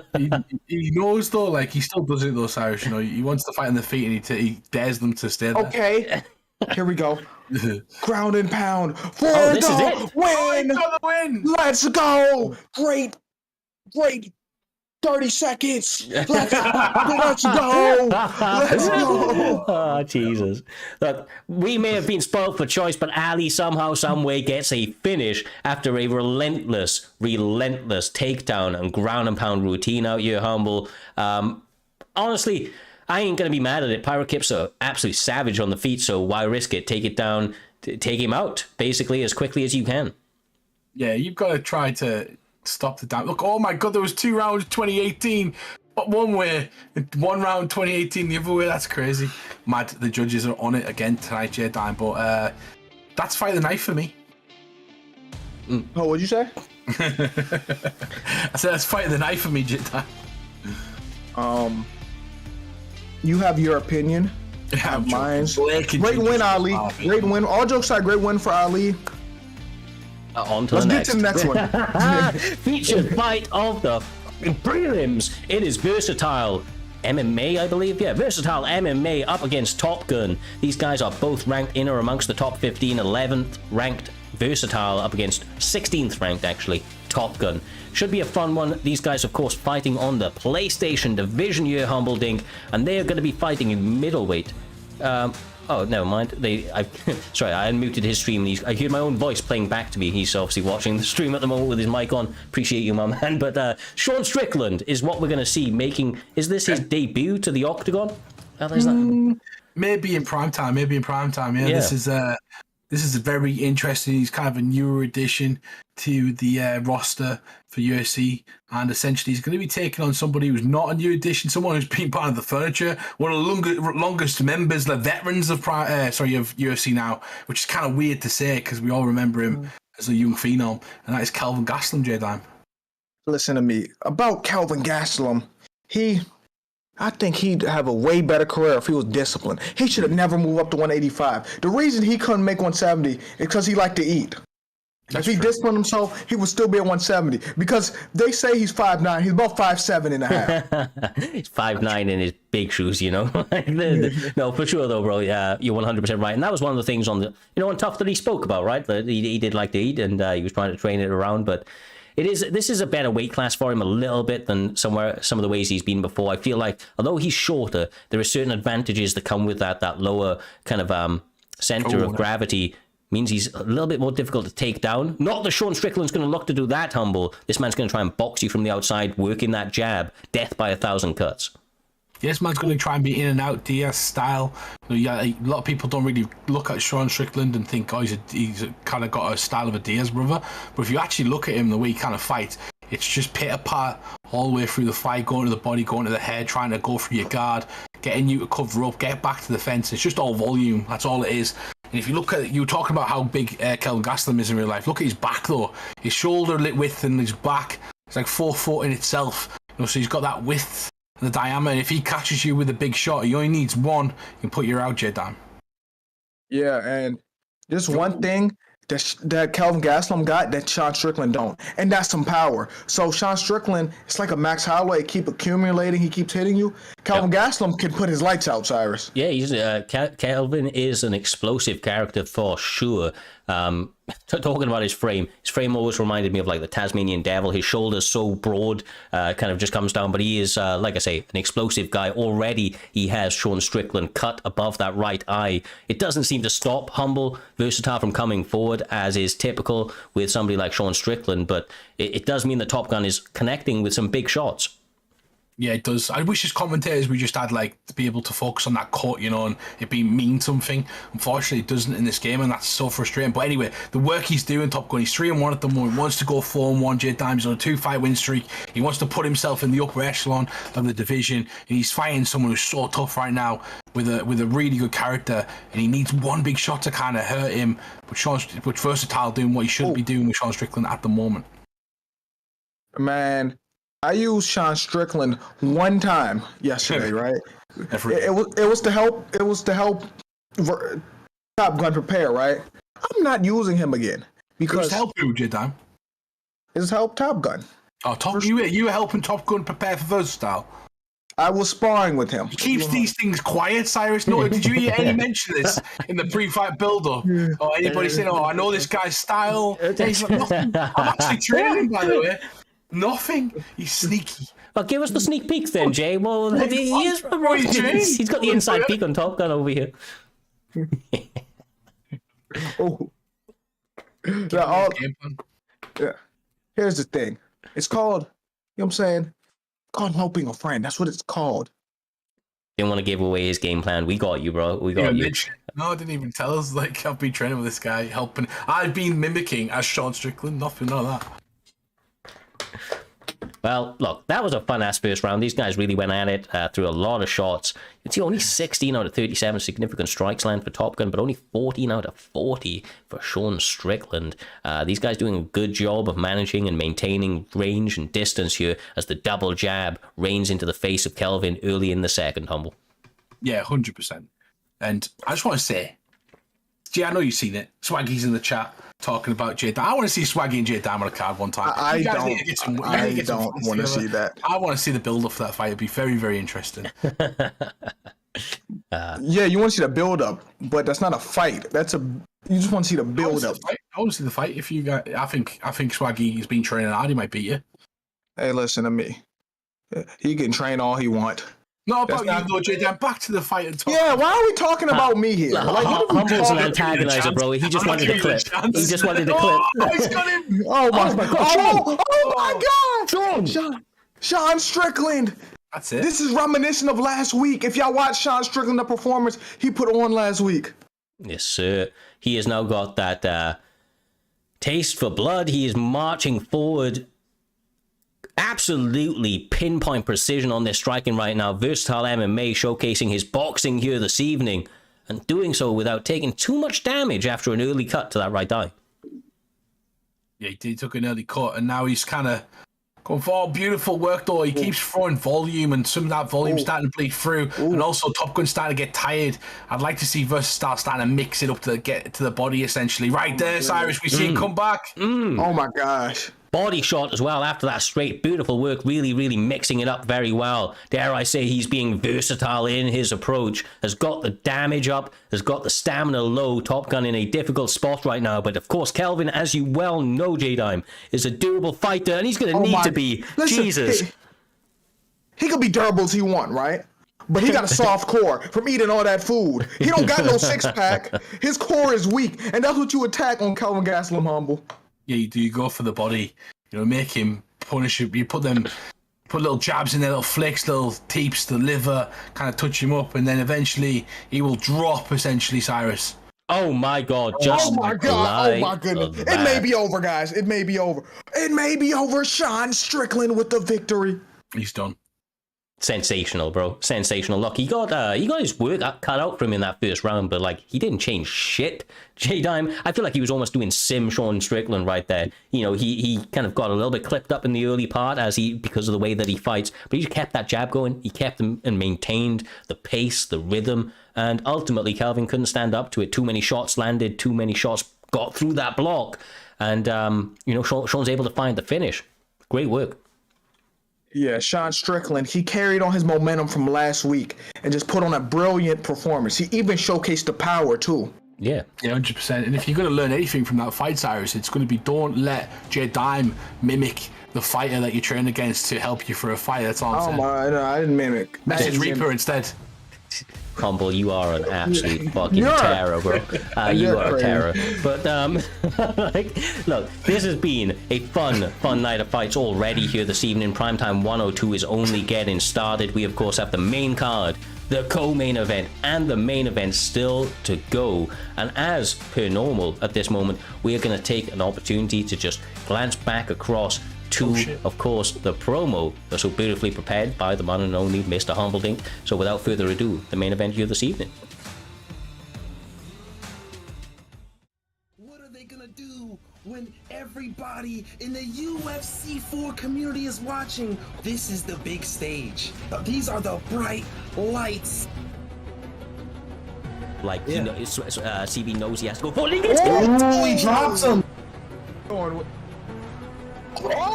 Smudger, the new primetime champion.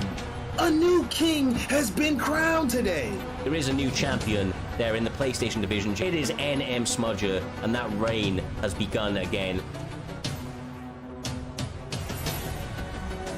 He said he is the gatekeeper. He's the one. Don't you ever disrespect him like that by calling someone else the gatekeeper. And give Moolah his credit. He is the best gatekeeper all time. He is the gatekeeper. There's no other gatekeeper like Moolah. The endurance is high, the body kick. Oh my god! Oh Like my a God. light! Is that the best Moolah we ever seen? These two guys are fighting at the moment. They're not essentially exerting God. Hey, that was already a good performance by Moolah. I'm not gonna lie to you. Still 2 minutes in this round. Back at it, Humble. The body shot, the headshots, and it's done! He's the best gatekeeper we've ever had. Ever seen. We're gonna do a promo packet around that, I swear. He wants to kind of put it all in our face right here and just say, look, I ain't no gatekeeper. You're gonna have to hope you can hold me down, bro, because you're gonna be out in one, trust me. If he's really like that, we're gonna see this fight because Moolah's a real test. One of the best in the business, period. Motivated Smudger is a difficult Smudger to beat.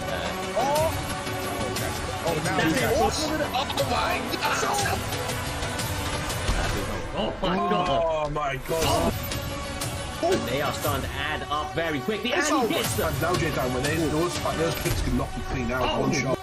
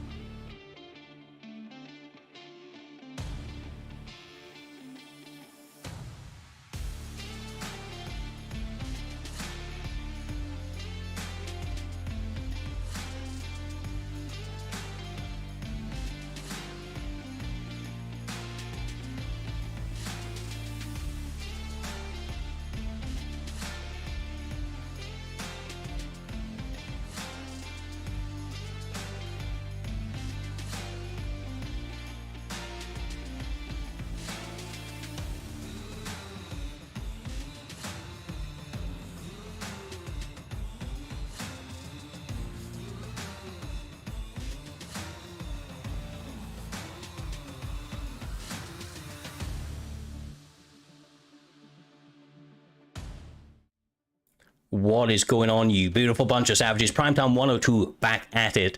We are now hitting the main card. And of course, joining me in the commentary booth, J Dime, Mr. Humbledink. Lads, it has been crazy already here this evening. And we know this main event, this co-main event, going to be just that. Absolutely sensational here, Humble. But we have a number of killer fights to get through before we get there.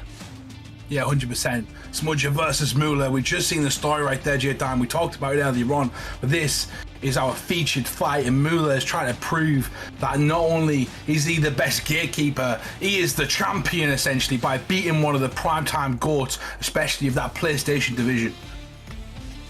Yeah, but literally, that wouldn't be easy though because Smudger's a tall task where only very few have ever beat him. And if Moolah was to do that, that would be astronomical for PT. Yeah, I mean, he's trying to get it back for not just himself and obviously the team. He wants to get a W for the TT team, the championship belt. But Smudge has beat a number of them, a number of the TT boys. They've all had opportunities recently. And like I said, his exact line was, tomorrow night another TT member gets broken and I will stay champ for a very long time. I'm fully focused and motivated to show everybody what the fuck is up. That's the line. That is exactly what NM Smudge sent me before this fight. And I'm telling you. These voice clips so I can put them on the But you know as well as I do out here, Humble, that Moolah is a man that is just after the finishes. He wants to get those killer shots in every single time. So he's going to have kind of like Dominic Cruz, when the Team Alpha Male were training to get them. At a certain point, these guys have trained and fought with each other so many times to try and replicate his style. I'm sure they're learning each and every time, and I'll be interested to see what Moolah is able to do with that going into it. Yeah, 100%. And speaking of another fantastic fight, our co-main event, we've got FSK Fighternator versus FSK Driz. Like I mentioned earlier on, Fighternator in the press conference a couple of weeks ago, he mentioned FSK Driz. He said he's the second best guy apart from me, and this is before he won his belt back as well, Cyrus. So essentially, he kind of preempted himself winning the belt, and he also preempted this fight because he knew that Driz is going to be up there eventually, and these guys train together, so it'll be interesting to see. Fighternator, we've got amongst men in UFC, usually we load up and we see the records massive to Fighternator, little to the guys facing. I am interested in that record. I really am. That record's going to tell me a lot. Well, look, you'd imagine that Fighternator, being the guy that he has been in UFC 4, especially as of recently, is probably going to be up in it. But like I said about Driz, the one thing that I really like and the thing that stands out to me about him is that even on his bad nights, he finds a way to win. And I feel like that's a championship trait that a lot of people don't have. He's able to dig deep. He's able to go through wars and still have that mental capacity to be able to turn it all around, that mental resilience to turn it all around. But those are some really high-octane fights that we have, of course, to top off the main and co-main event of here this evening. But as I mentioned, Killer's Row set for this main card. It is going to be absolute madness. We have the best part of 10 fights left still to go, and we're not going to waste any time getting into them. STK Storm up against MK Dave. MK Dave bouncing back and getting a W in his last one after dropping a number of fights. We went 5-0, then 5-5 out here. I'll throw it to you here, J-Dime. To bounce back after that and get a well-earned victory. And when he, as soon as he kind of started to get the first knockdown, it was almost like the floodgates were open. He was just pouring it on his opponent, and they weren't able to do anything about it. Do you think that one W is enough for him to get his confidence back, to kind of propel himself back into the winning ways that he once found himself in? Yes, I do. Because sometimes when everything just doesn't go your way, you're looking for that one to flip that momentum, to flip the script. And he got that one. Because it seemed like he couldn't win anymore. He got that one. Now it's up to him to carry on this momentum. But Storm is a former champion and there's no pushover. So it's easier said than done, Humble. Yeah, it's exactly that. And these two fought before as well. When MK Dave was essentially on his rise to the 5-0, Storm was one of the guys he beat, Cyrus. So this season and this season alone, Storm has one up. Sorry, not Storm, but Dave is one up essentially. But we've seen him drop so far.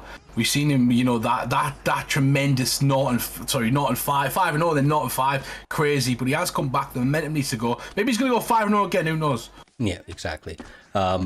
We will see, man. Like I said, when this guy's got his confidence up, he looked like a completely different guy, and he's now pressing.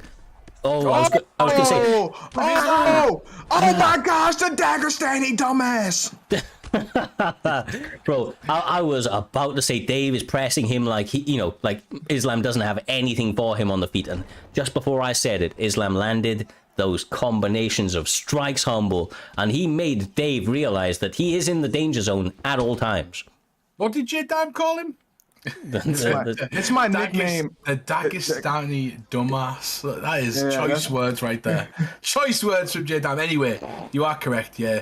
Cyrus, beautiful work from Islam. He comes forward and he catches him on the feet. Pretty similar to their fight, right? I wasn't expecting Islam. Similar to Conor and Khabib, I wasn't expecting Khabib to hit Conor with a big shot. Islam hit essentially Volk as well in that fight with some big shots.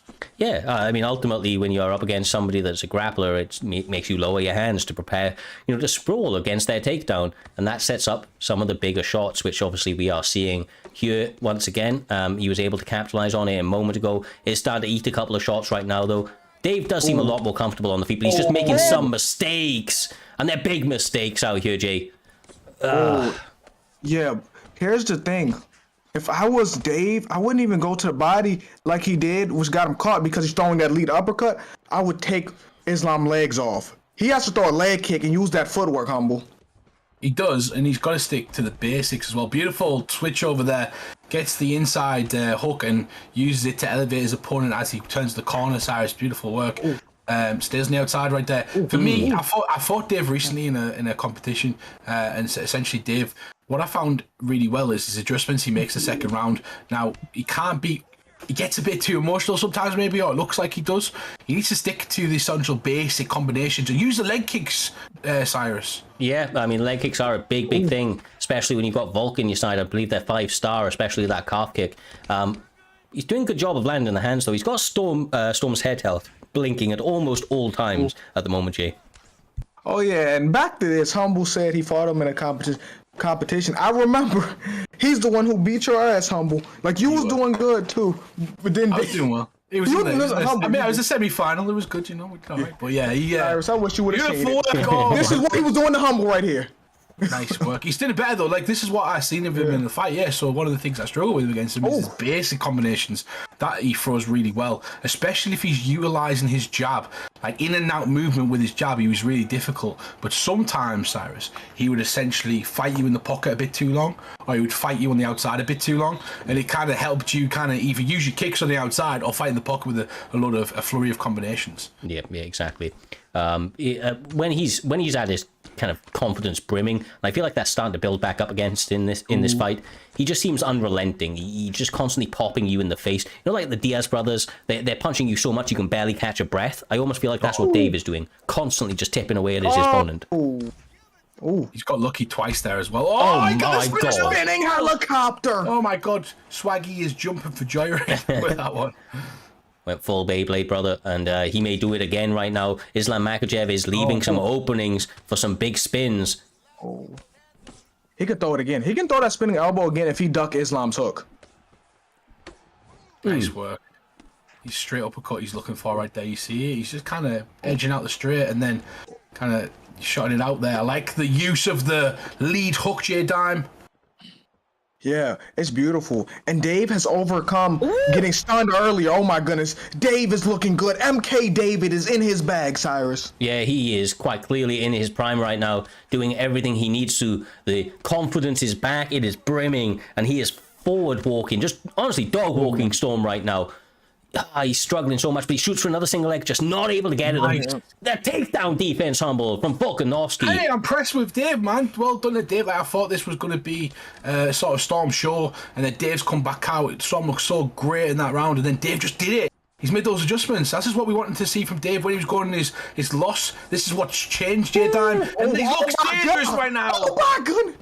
Has he gone? Oh my goodness. Is it over? Is it over? Is it over? Is it over? It's over. And he quits. Don't rage quit. MK Dave with the win.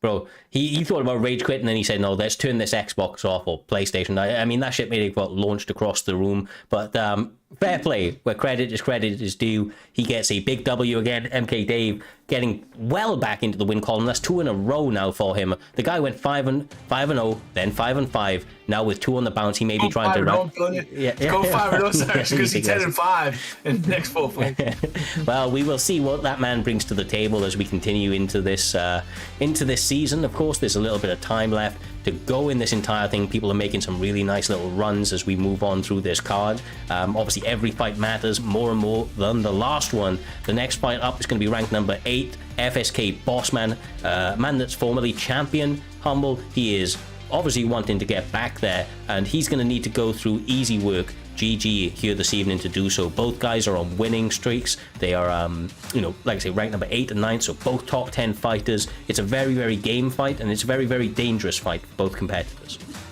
Yeah, 100%. And Bossman was that guy, J-Dime, that I was mentioning last season when he won the belt right towards the end of the season. Shocked us all. You know, he's got that. He trains with Fadinator. He's been doing that for a long time. I think Fadinator might be his arch enemy this season, though. You know, he can't quite beat him, you know what I mean, yet. But he needs to get over that hump. He needs to start putting a run together to get towards that that main belt because he's up there with Driz. Remember that fight he had with Driz? It was phenomenal. It could have went either way, even though Driz, Boss Man was doing his thing for a while. Came from behind, yeah. Yeah, pause. But yeah, he did. Nah, don't clip that. It's the worst. Boss Man obviously is going to be a little bit on edge after that last fight against Driz, because like you say, Driz did quite literally bring it back from the gates of hell. But going into this one, he's going to be confident that basically every fight he's fought in, for the most part, he has been the dominating force in that fight. Maybe a little bit more difficult here this evening. His easy work is putting on a pace right now, Jay, chopping out the legs, walking forward, and seems to be indiscriminate in when where he's throwing those shots. Yeah, but if you're Boss Man, you don't panic. Continue to utilize that jab after your internet gets fixed, Humble. Yeah, this is they're kind of struggling at the moment to kind of throw, but I'm hoping it's the stream and not just. No, it's not the stream. It said waiting for opponent. No, it's not the stream. Okay. That was somebody's internet. Someone's downloading Fortnite right now. Maybe they're just miles away. We're a worldwide league as well. Sometimes we have to take in consideration some people's pings when they meet. We don't know they're going to be like this, Cyrus, but they happen and they seem to be okay at the moment. Yeah, I mean, it wasn't bouncing about before they came into the match. They quite clearly fought each other a couple of times before, so you never know. Could be EA, could be them, could be a bunch of things, right? But they are battling through nevertheless. It looks like now, of course, Boss Man has found himself in top mount, and Jay Dime, although he's a guy that likes to get the job done on the feet, if you end up on the mat with him and he gets into a position like this, hold on tight, bro. Hold on tight. This is dominant, especially from Kamaru Usman, who likes wrestling, who likes being on top. He don't have jiu-jitsu, but when he's on top of you, there's nothing to do, Humble. Yeah, there's nothing he can do at the moment. If he postures up right now, he's going to get some brilliant damage off. And he gets a denial. This is going to be a stamina advantage. Get up. He kind of just starts hitting him a bit, Cyrus, maybe trying to make him get... Oh, he's got his grapple advantage up. Okay, he made sure. Yeah. And then he misses the first shot. That was really important that he landed that one. Yeah, he moved that head very, very quickly, got it off the center line. This time a couple of hooks come through. Kabali eaten on the block. FSK, Bossman not wasting any time and not risking his opponent slipping that head again. So hooks seem to continue to rain down. Usman can do this all day, every day, J-Dime. This is his realm. The grappling is where he wants to be more often than not. Yeah, and if you keep Leon like this, Leon can't win. Just grind it out. Continue to grapple. You take away the damage and the threat that Leon has, Humble. Nah, third round head kick from easy work, and you know it's all changes. We've got that signature head kick, Cyrus. We know he can do it. We need damage now. He can mitigate some damage back. He can pull something back. You know, he can try to do it. He's got a minute to work. He's not out of this round completely yet, but obviously he is behind. Don't be bowing though. You know what I mean? I was about to give him his props for not touching gloves when they restarted there and just getting to it after Bossman was about to put his hands out. So yeah, honestly, this is the attitude I want to see, especially going up against somebody like Bossman. Jay, you do not want to kind of fall into a false sense of security or a sparring sort of setup. You've got to have mean intentions. You've got to be going and gunning for that finish. Yeah, but if I'm Leon, I gotta survive the end of this round. He hasn't taken much damage, but he's still losing though, Humble. Yeah, he's lost a round. You know, if he can keep it on the feet, I think the last minute was more for his sort of. He's trying to get a gauge of the feet of Bossman, see what he could do on there, and it turns out they didn't actually land too much apart. But I do give that to Bossman for the control he had on the ground. The majority of the round was won by him. Close round though, but at the same time, easy work now. Knows he can keep it on the feet for a period of time. Cyrus, maybe he can block a takedown here and keep it where he wants it. Yeah, he does manage to secure or defend the first takedown attempt from Bossman. Yeah, I mean, this is actually a different approach. I mean, there's obviously some mutual respect, but Bossman doesn't seem to want to strike too much with easy work right now. The grappling seems to be his path to success. It's a bit of a... I feel like that's really low-key. It's very respectful. It shows that he respects what easy work brings to the table on the feet, at least out here, Jay. He's softening him up, Jay. And he's using Usman, right? We've got to kind of take in the fact that he's using a grappler that wins majority. I mean, he's using Usman perfectly how he would fight Leon, essentially. Exactly. He's fighting smart. Why would he stand on the feet with Leon after he got his head kicked off? He got his head knocked off his shoulders like that, You Cyrus. tell me. You know what, mate? You make incredibly valid points, as always. But they wasn't able to continue to get enough ground and pound to satisfy the referee. Back on the feet it starts. 3 minutes in the second round. Easy work. Back to that leg kick there, Humble. That's massive. If he keeps chopping at it, I don't know how long those legs can survive. Yeah, he's going to be on wobbly legs, sorry, if he keeps hitting him there. And essentially, he's choosing to grapple, choosing to strike right now, even though he's been grappling. And that's better work from Bossman. Bossman realised straight away there, I've given him 10 seconds, he's already starting to land. Let's neutralise this threat and to control the rest of the round to try and see out one. Oh my gosh. What? Yeah, Leon, here's the thing. This may not be doing much to him. That's what he thinks. But if he sit here, he's losing. But he's not defending. There's nothing he can do here, Cyrus. No, there's not, and his body is getting, turned into mincemeat as well. So it just means that one big body kick, one big lead body hook could cause problems for Edwards. But on the feet, he just seems fucking precise, Humble. I'm actually solidly impressed. So much that I stuttered that easy work is out here. Oh, nice work. But I say that as he gets clipped. Cyrus the curse. I stand by it though, bro. He was looking real good on the feet, but he is just damaged right now. Bossman has done so well on the ground that on the feet it's just making it a little easier to land those shots. Yeah, that's the key, right? You're going to neutralise the ground, the striking by essentially damaging him on the ground, getting through his block a bit, damaging him with punches, and when you get back up on the feet, your shots come through a bit quicker, and it doesn't matter if you're 50-50, if you're landing first. Ooh. Nice work with the grappling right there. Yes, sir. I thought, honestly, I almost thought that there might have been a finish on the cards for a second, but he's now giving up his back. This is terrible if he gets flattened out. But no, he takes the side instead, looking for different types of ground and pound here, Jay. Working his way from position and back to the body he goes. Interesting. Yeah, he just want to torture him with these body shots. These going to add up too. And Leon's going to end this round stuck right here, Humble. Yeah, one of the things we don't talk about too enough is the age of all these guys who are like really, really fantastic at this game. They're all roughly around like 16 to 18, Cyrus, and essentially like the skills that they learn through that time is they kind of learn a lot quicker than us, right? We're quite old, we don't learn as fast as these guys, but you can see them from 1 second becoming a great striker to the second second becoming a great grappler, essentially. It's crazy the skills that they learn. Talk for yourself, bro. I'm still adapting. No, I'm joking. No, you're completely with you. They adapt at an incredible rate.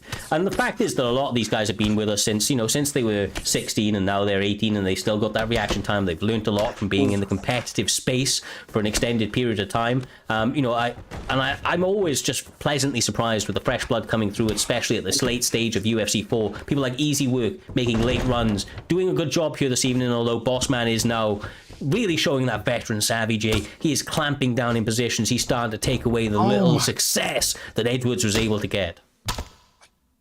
Man, Leon Edwards, I'm not going to lie. If he don't find a way to his feet ASAP, he's going to lose the decision. He may not even get finished, but he's going to lose regardless if he don't get up, Humble. I think he says it right. You got Go in the chat. You know Go, J-Dime? You know what we call Go? He said this is the most entertaining Xbox fight right here. And then he's putting the Z signs. If Goat's having a goat for your fight, it's something you got to do right there. You got to change it up a bit because Goat is the decision king. I thought Dino was. Nah, Dino is as well. Goat and Dino, right? Okay, here we go. Leon Edwards' body health is toast. His head health isn't much better. What will he do? What adjustments can he make with 2 minutes left, Cyrus? All he needs to do is not let him body him, son. Go for the head kick. Doesn't get... Jesus. Are we about to see a Leon Edwards moment? No, says Usman as he tries to get him towards the fence. Bossman taking control of the fight, taking it out of the hands of Leon Edwards. He's not allowing the head kick. He did not. He came prepared here this evening, been drilling those head movements, did a 5-step dodge, but he gets reversed. 2 minutes. Can Leon Edwards do it? He cannot. He gets reversed himself, J-Dime. That was a bit anticlimactic for the Edwards fans out there, but Bossman really leveling up here. Man, Leon Edwards is toast. This match is over. I hate to break to y'all. There is no comeback. There is no headshot dead. This match is over, guys. I'm hoping Easy Works here in J-Dime right now and he's like fueling him. He's giving him the sort of zen. Listen, there's not enough fuel in the world to help him get up right now. Dragon Ball Z up Cyrus. He's Super Saiyan because he needs to get up and do some damage. He's got 1 minute and 19 seconds. It's not over if he can get to his feet. He needs to do something right now, though. He does, bro. He does. But look, it's one thing. Him doing it, right? Like, he almost needs a Derek Lewis moment and just stands up, says, fuck all that technical shit, and he just goes. But like that, it's the game, right? There are certain limitations, and Bossman is a guy that is absolutely as focused as they come. As you can see, man, he understood that this was a dangerous fight, and he's decided to draw it into deep waters. He's decided to attack his opponent in a way that is, it's 29 seconds. Game theory optimal, bro. That's what he's done. He's done the game theory optimal route here. Took the path of least resistance and likely got an easy W as a result. Over somebody that was obviously dangerous. He needs to finish the fight, though. 14 seconds left. Bossman shoots again. 10 seconds. He needs to do something. He's got 5 seconds to do anything, and he can't. Not the stamina. He tried, bro. He tried. I tried. I'm looking forward to seeing that guy fight again. Right, quite honestly, like the fact that he brought out that performance from Bossman. Bossman obviously was very dominant here this evening. Had some moments go against him, but the fact that he felt that he was better off going grappling in this fight. And then in the moments on the feet, we saw what Easy was able to do. I just have quite high expectations of the lessons he may learn from this one, Jay, and how he'll bounce back, because we know how good Bossman is, who continues to prove us better, but that's going to be a learning curve. If I was him, I'd have a personal vendetta against the whole FSK camp. Because, what he did to him was illegal. He just tortured him. He didn't finish him. He just tortured him. And he should use that as motivation. When he get back up there, he's going to attempt. I don't think he's going to do it. He's going to attempt to beat the FSK camp. The entire FSK camp. That's this is his origin story right now. This is his origin story. Bossman started, so no. But maybe we're seeing something from Bossman, a new development, a new wrinkle to his game, something that he might be trying to impose in every single fight. Kind of neutralizes the striking. You have less risk essentially. Maybe this is something Bossman's gone, you know what? Actually, I can be quite concentrated and dialing on the ground. I can use that to kind of help me see over these fights. That should be technically hard on the feet. Yeah, for sure. And he was a guy that was already incredibly dangerous on the feet, but he's showing that he is incredibly dangerous on the mat. And whether or not he decides to employ that so much in the future, only time will tell. But the simple fact is that now opponents have to be on notice, because he can do it truly everywhere. We say he's well-rounded, we said it before, but he's not just well-rounded everywhere now. He's truly proficient in every area of the game. He is skilled through and through without, and that just poses another threat for everybody that he comes up against. But with all of that being said, we will move on swiftly to the next one. We have Shootbox TT stepping into the cage, also known as Peace Knowledge. He's going up against Pain, or V-Pain, who's a man that I've not seen before, I want to say. I don't think I've seen this man compete, but obviously he has a big opportunity here to take on a newcomer to the scene in Shootbox, but a guy that's been killing it, Humble. He's 4-1 right now, and obviously looking to bounce back in a big way after a recent matchup against Smudger. Oh, he's already won one. He won one last week as well. Yeah, essentially, he did. I know you said he did suffer that loss to Smudger, and that was a big opportunity for him. There was a big build up to that as well as one of the part of the shoot. But you got Pain. This is what we like to do, Primetime. I like Doc's matchmaking on this as well. We'll compliment him on it. So he's putting him against a guy who we know is a fantastic fighter, and you've got an undefeated fighter in Pain coming through, who's broke into that top 10 and essentially needs to fight a big guy. We're going to find out what Pain's all about right now, Jedi. Listen to me. His name is Pain for a reason. You can't not fight, and your name is Pain. Exactly. So if he goes out here and looks like a scrub, I'm going to personally block him myself. I'm gonna block him. Oh Jesus, Sterling up against Aldo. We are now, of course, as we get into the main card, just as a reminder for you all, it is now 5-star fighters allowed. We have a restriction on the prelims and early prelims, but this is where everybody has the full unrestricted options of their given weight classes. As you see, this should be a fun one. Aldo, very diverse, high volume, unorthodox on the feet and on the mat here. J-Dime and Peace Knowledge go in shoot box. That man has amazing Muay Thai and sneaky jiu-jitsu. Yeah, but okay, I kind of like Pain's name. I'm not gonna lie to you.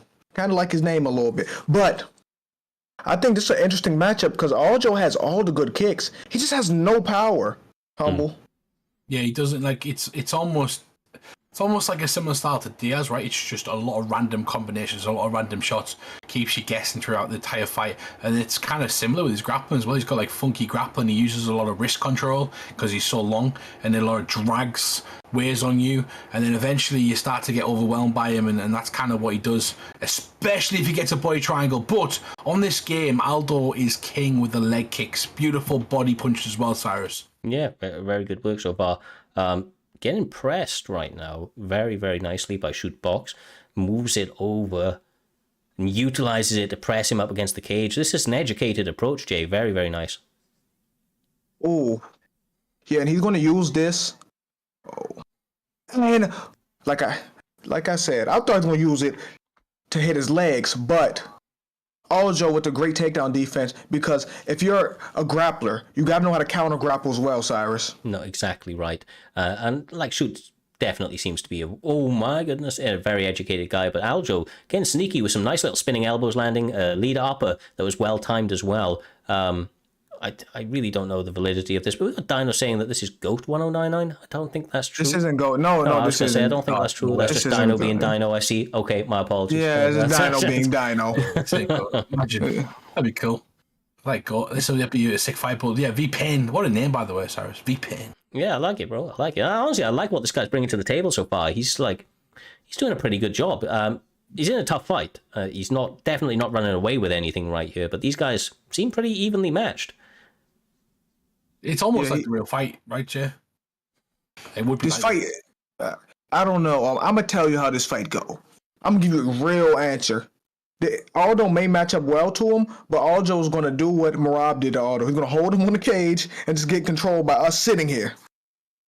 Yeah, it's. I know what you're saying. He's gonna start shooting, right? Like, where's the shot from V-Pain so far, Cyrus? Yeah, he took one earlier on, but it was so far away that he was nowhere near those legs. Off-piece knowledge, maintaining the distance too well. Those spinning elbows have definitely been the best work from him, but he seems to have a reach advantage. I could be wrong. I feel like he needs to use that, especially with the kicks, right? Like, use those long legs, kick his opponent away, use the side one, keep the range a little better for himself. Aldo's like, sorry, you're right. He has got a reach advantage, and I think Aldo, he's kind of smaller than you've got like Sterling, who's a big for the weight class, but he kind of hunches over and his style doesn't look so long. But he's such a long grappler essentially. He's got long legs, and on the feet though, looking at that, he wasn't doing too bad. It's just a case of Aldo. I feel like Aldo can end it in one shot where Sterling can't. Is that right, Jay? I was reading the reach. Matrix has said Aljo has 71 reach. Aldo has 70 reach. But that don't have nothing to do with leg reach. Leg reach is a whole different thing. Leg reach is different, yeah. Yeah. I mean, it doesn't look too different, but at the same time, like, we know Aldo in real life has got longer legs. I don't know if it transpires to the game, but it doesn't. This game does not care. I promise you it doesn't. It doesn't not, you're right. As we were talking, another big missed takedown from V-Pain. I don't know if that's frustration setting in, or if he's just throwing it out there so that Peace thinks about it and he can go back to the striking, but definitely needs to time that a little bit better, set the punches up with the takedowns, and start kicking a goddamn little bit, right? Attack those legs, and there it was. That was a little better. That was off the jab, and he was able to secure it. Yeah, it was a nice takedown right there. And one of the points that you made, the leg kick kind of keeps them honest on the essential takedown, because if they shoot for a takedown while you're leg kicking, you're going to damage the leg in one blow, so it's going to cause an instant rock. Essentially, adding up the points, stopping the movement, and taking away a bit of power from the hands, which to Sterling, it's detrimental, J-Dan, because he doesn't have any power to begin with. Yeah, but I'm not going to lie to you. If I was Aldo, I would mix in them leg kicks just because you got them. And Aldo in real life went away from the leg kicks too. But those leg kicks are godlike, Cyrus. They are, man. He's got one of the best leg kicking games in the UFC period. Always love to see that guy work. It's weird that he always kind of like we stopped throwing it as much in the later part of his career, and a lot of guys don't utilize it on UFC either. But it is definitely a tool that is underlooked by him. He's not going to be able to throw leg kicks from here, though. Of course, now finds himself in side control with Aljo working through an advancing position, nice and easily humble. This is the world that Aljo wanted to be in, and with only 2 minutes left to work, I feel like he needs to get silly active to really get himself ahead in this round. Oh, nice elbows right there. It depends how these judges count ground control because this is this is an Aljo type round here. This is what Aljo want to do. Not do too much damage, kind of just sit here. Or my fault, this is more like a Marab game plan, Humble. I mean, they've both got a similar game plan, just control large aspects. Yeah. It's minute winning. It's minute winning. Right yeah, it's minute. That's the rule system. That's not their fault. That's the rule. And the way they kind of, I wish the UFC kind of did something where they kind of looked at the rule sets and looked at the scoring and looked at. I like watching them fight. It makes y'all mad. I love watching them fight. It'd be nice to actually see them kind of do stuff, and kind of change some of the rules, and some of the scoring, but. This is how you do it, and this is what Aljo is brilliant at, essentially. Minute win. It's something that Cheeto did to Aljo, right? Mm. Well, I mean, look, I have nothing against the way that he approached it. I don't know if the minutes will make... Was it 2 minutes he's been on top control here? 2 minutes, 15 seconds, something like that. So, yeah, I don't know. This is a lot better from him, though. This is a big statement at the end of the round. That's a lot better there. Did he cap off the round with that? I think it's 1-1. Yeah. Could be. It's 1-1, fellas. I just want to check as well, Cyrus. J-Dime, is Cyrus's mic cutting out for you, or is it just myself, just so we know?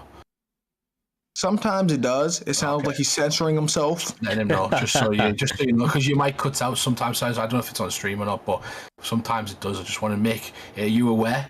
But, appreciate it. Please, I was going to say, please let me know, the guys on stream, if it is cutting in and out. Shouldn't be, hopefully. I think it may be just a Discord thing. Yeah, just double check. But essentially, great takedown straight to where he wants to be now. Now it's a different fight. I don't feel like I'm watching Shoot sometimes, and then, I'm used to Shoot kind of defending these, Jay, but that's beautiful work. He's fantastic off his back. If I'm Aljo, if I'm fighting, listen, position over submission. We're going to sit here, but now he can't do that. It's reverse, but we're going to sit here and be annoying. Kind of like Vuck, Cyrus. Kind of like Vuck. Well, Vuck, not in this one. And this, if you're Sterling, this is going to be a bit demoralizing, Humble, because this is where you were trying to get the fight, and now you're in top, or on the wrong end of top mount, as Peace Knowledge is raining down artillery onto that face. Yeah, exactly. And Peace is very educated on the ground. Like, you think you're in an advantage when you're on top of him, then all of a sudden he's controlling you for multiple minutes off your back, capitalizing on posture ups and damaging you when he needs to. He's a very patient fighter, J-Time. He will not overexert himself in any of the rounds. Almost like CV, he likes to fight 5 rounds, right? So he likes to kind of pace himself over 5 rounds. Oh, hold on. Oh, nice.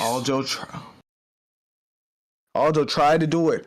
But Aljo is still dangerous on his back, too. And this is what I hate on this game. Rubber guard is so dangerous on this game. Y'all jiu-jitsu practitioners gonna hate me. Rubber guard does not work that much in real life in the UFC. There's only been a few rubber guard submissions ever, Cyrus. It's hard to get submissions, but that shit does work, bro. You try and move, somebody can clamp you down in that position. It's a menace to be in, and especially with the elbows. Submissions can be difficult, though, and I think that Aljo's going to easily escape this one. Decides to bail on it. Back to full guard right now, and of course, Peace Knowledge going to be all over that rubber guard. They straight back to the feet. Is this just, am I wrong, or has Shoot changed his style entirely since he's been here? He came out and grappled a few people, and now he's just striking people non-stop. Shooter, like Mick, he likes to strike mainly as well, J-Dime, I think, but he's just got a lot of knowledge on the ground, so he likes to mix it up. Shoot's one of those connoisseurs of the training room, Cyrus. One of the guys who likes to train a lot, practice a lot of moves, come up with a lot of different game plan strategy, and that's who Shoot is. I mean, he seems like definitely a measured and calm individual in that cage, always working towards the end goal, which is a finish. Quite clearly, he's not a guy that likes to go for judges' scorecards. This one has only got 30 seconds left, and once again, Aljo ending in a pretty dominant way. But look at the composure from Peace. Who's winning? Here's the thing. I don't know how judges score on here. Death kick coming. Oh, I thought it was going. I'm surprised he didn't throw a death kick. People are starting to call him out in the chat for that sort of stuff behavior, but I mean, it's up to Shoot to kind of get away from it as well. If you're good at this game, you should be able to kind of get away from the death kicks and the those sort of moves. It's just a sidestep, Cyrus. So essentially, a lot of these guys who were complaining about it, but it's actually sets him up for a really easy finish, in my opinion. Yeah, for sure. It seems all to be going the way of Peace in the highlights. From what I am seeing, he seems to have, for my money, did the bigger damage. But I thought it was seven. No, that was the third, bro. That was the third. Oh my god. Oh my god. Yeah, Dino Gamer's going 2-1. I'm not gonna lie to you. Pain may or may not have Mount Bob was very bad in this fight. He might have, yeah. Does not matter, however. Shootbox got the W and did so with absolute finesse. Beautiful work with him. Just like I said, doing his thing, working towards it. You see the significant strike totals there. Big work. Great job from him getting another W. Only one loss on his resume, and that is the champion of the division. This man quite clearly has the skills to pay those bills, Humble, and it will be interesting to see what he's able to do in future under this bright banner of Primetime MMA as we move into bigger and better events each and every week out. He seems to be a name that's you're going to need to remember, because he seems like he's going to be around for a little while here. I didn't hear what you said during the last part. Yeah, you censored yourself again. You caught at the end, but I'm guessing it was a good word. I don't know, but you're right. Shoot is the guy. Shoot is the man at the moment who's kind of coming up the rankings. People who, like, with CV, apparently they're teammates, by the way, J-Dam. I didn't know that. Yeah, it's them TT boys at it again, and TT has slowly become one of the top camps on PlayStation. Yeah. No, Cyrus, you got try and fix his mic, but I don't know what you got a lot. Discord did that to me once, and yourself, J-Dam, as well. So we know what the Discord's like. Yeah. Hopefully you can get it fixed, but you do sound clear sometimes. It's just now and then you can't. Yeah, I asked the chat, and it appears to be only through Discord. Don't know why that is, lads, but hopefully it will improve as we move forward. I've turned off all the crisp and all of that type of stuff, so we shall see. But yeah, here we go. These guys are up next. It is Naznim, BFAP Naznim at that, and he is going up against the ever dangerous KM Lilo. So without further ado, here we go. Conor McGregor versus Volkanovski as well, J-Dime. Interesting picks right here.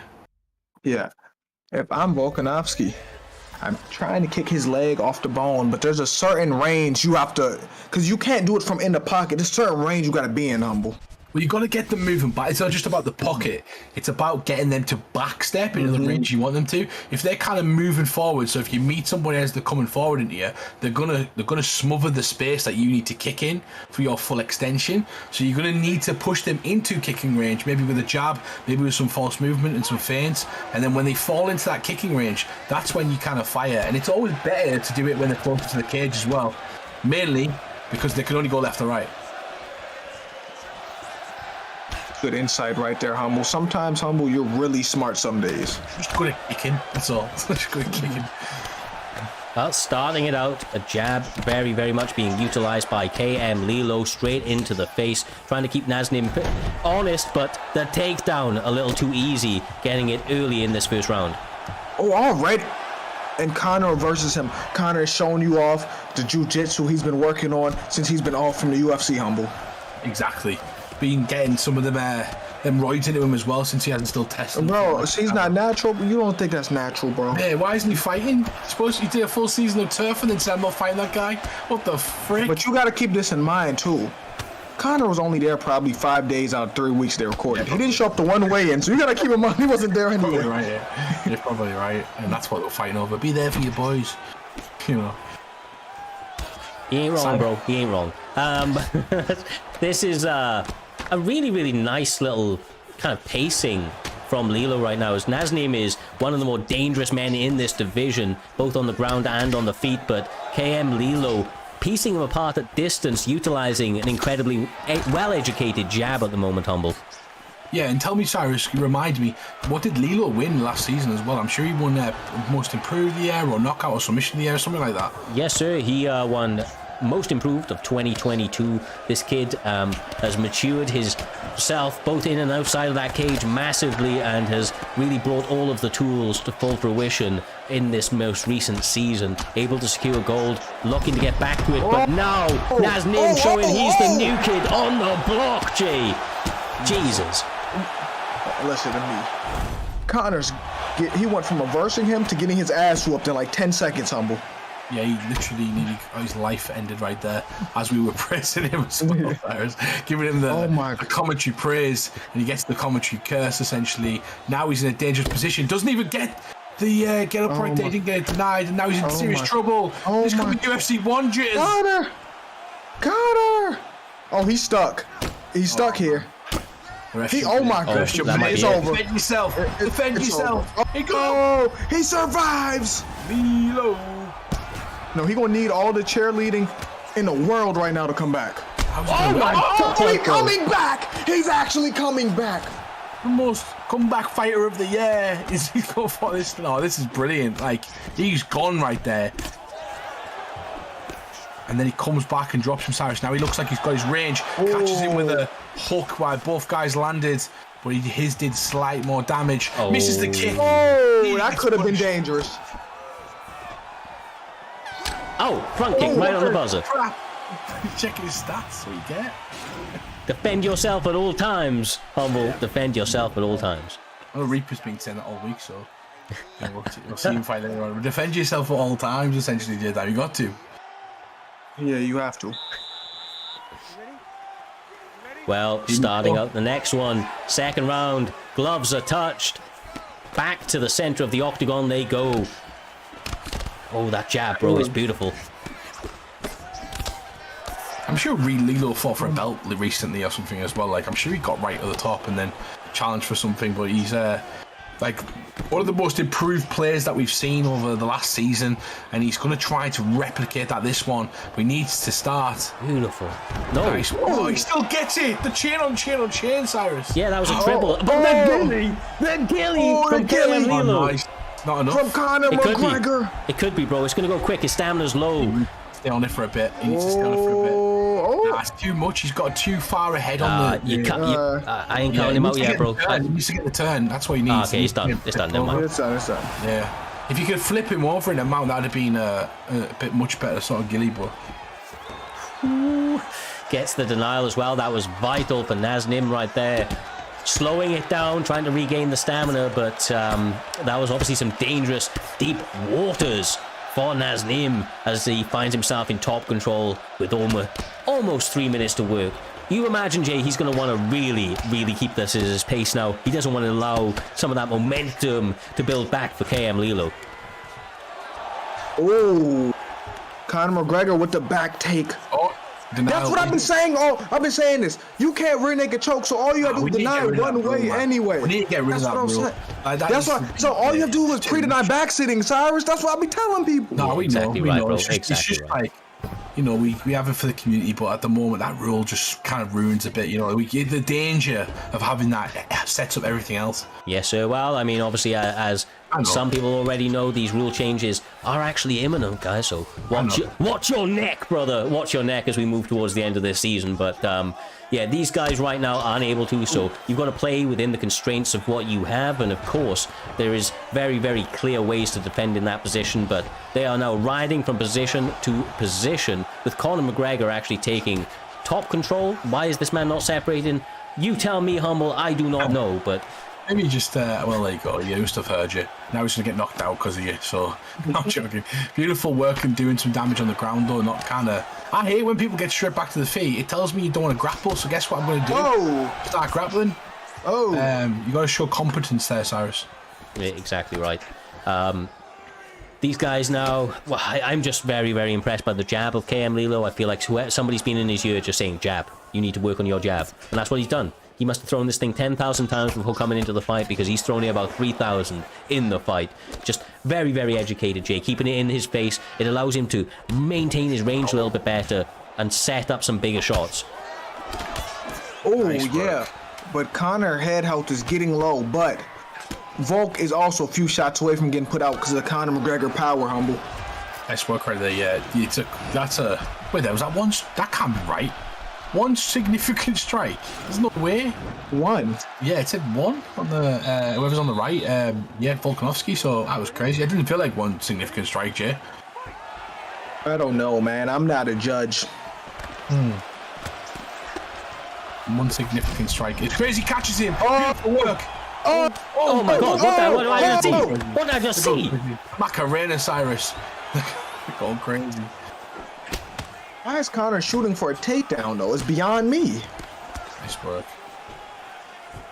I mean, they were both one strike away from really hurting each other and kind of doing some work damage. Nice. Gets the... Maybe he's seen something. Maybe he thinks he can chip away at the head, and when they get back to the feet, it might be a bit easier. So maybe it's that. Maybe he's thinking he's going to try and get some elbows off or some ground and pound.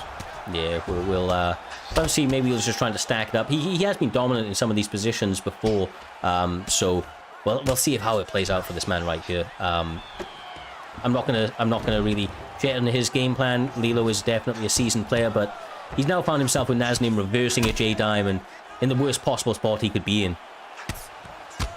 Man, whether he win or lose, I'm impressed with Conor McGregor grappling. Because if he could grapple like that, he may be able to beat Khabib, humble. Yeah. Man, if he beat Islam that first time, I'd been calling for that Khabib fight because, you know, it would have been close. But essentially, oh, here we go.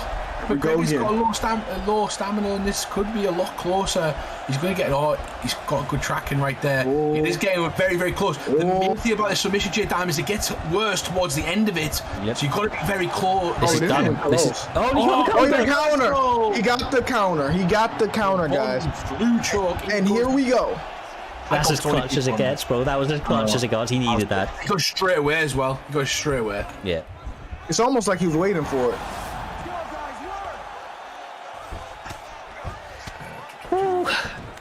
Jesus. I honestly thought he had it for a moment.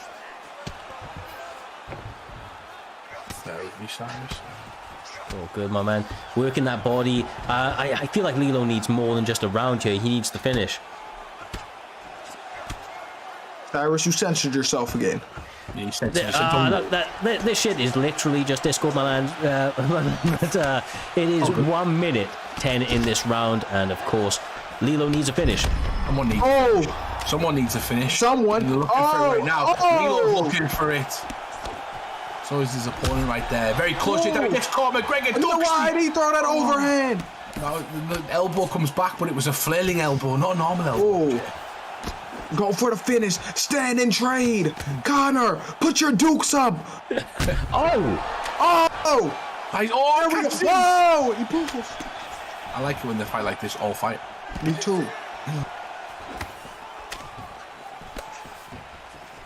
Come on, one of these guys needs to have a massive, impressive 9 seconds right now because you don't know which way the judges are going to give it. We've seen some crazy decisions. Lilo seems more confident than his opponent does because he let it go. He didn't really kind of throw and overexert himself. They skip it. They don't care. And he gets the win. Conor McGregor gets the win. Lilo did it. I thought he was behind, man. So fair play. I mean, he's able to get the W there. Round 2, that one significant strike hurt Naznam. 4 wins in a row, Cyrus. Yeah, I mean, look, he's bouncing on to W after W. That's really, really nice work from KM Lilo. Like I said before, I really, really like this guy's style. I'll be straight up with you. I like what he's done. I like the adjustments he's made to his game plan as a whole. And I look forward to seeing what he can do going into future now. A couple of little things. We are actually going to take, I know I've messaged you guys separately, but we are actually going to take a short 60-second to 3-minute intermission. Going to play you a little advert in the meantime, so stick around to the end of it and we will be back. Need to get my mic working, although it's coming through fine on stream. It's cutting out for the guys, of course, and that's going to cause a little bit of issues with us calling these fights for you. So stick with us. We appreciate you. Much love, and we'll be back in 2 minutes.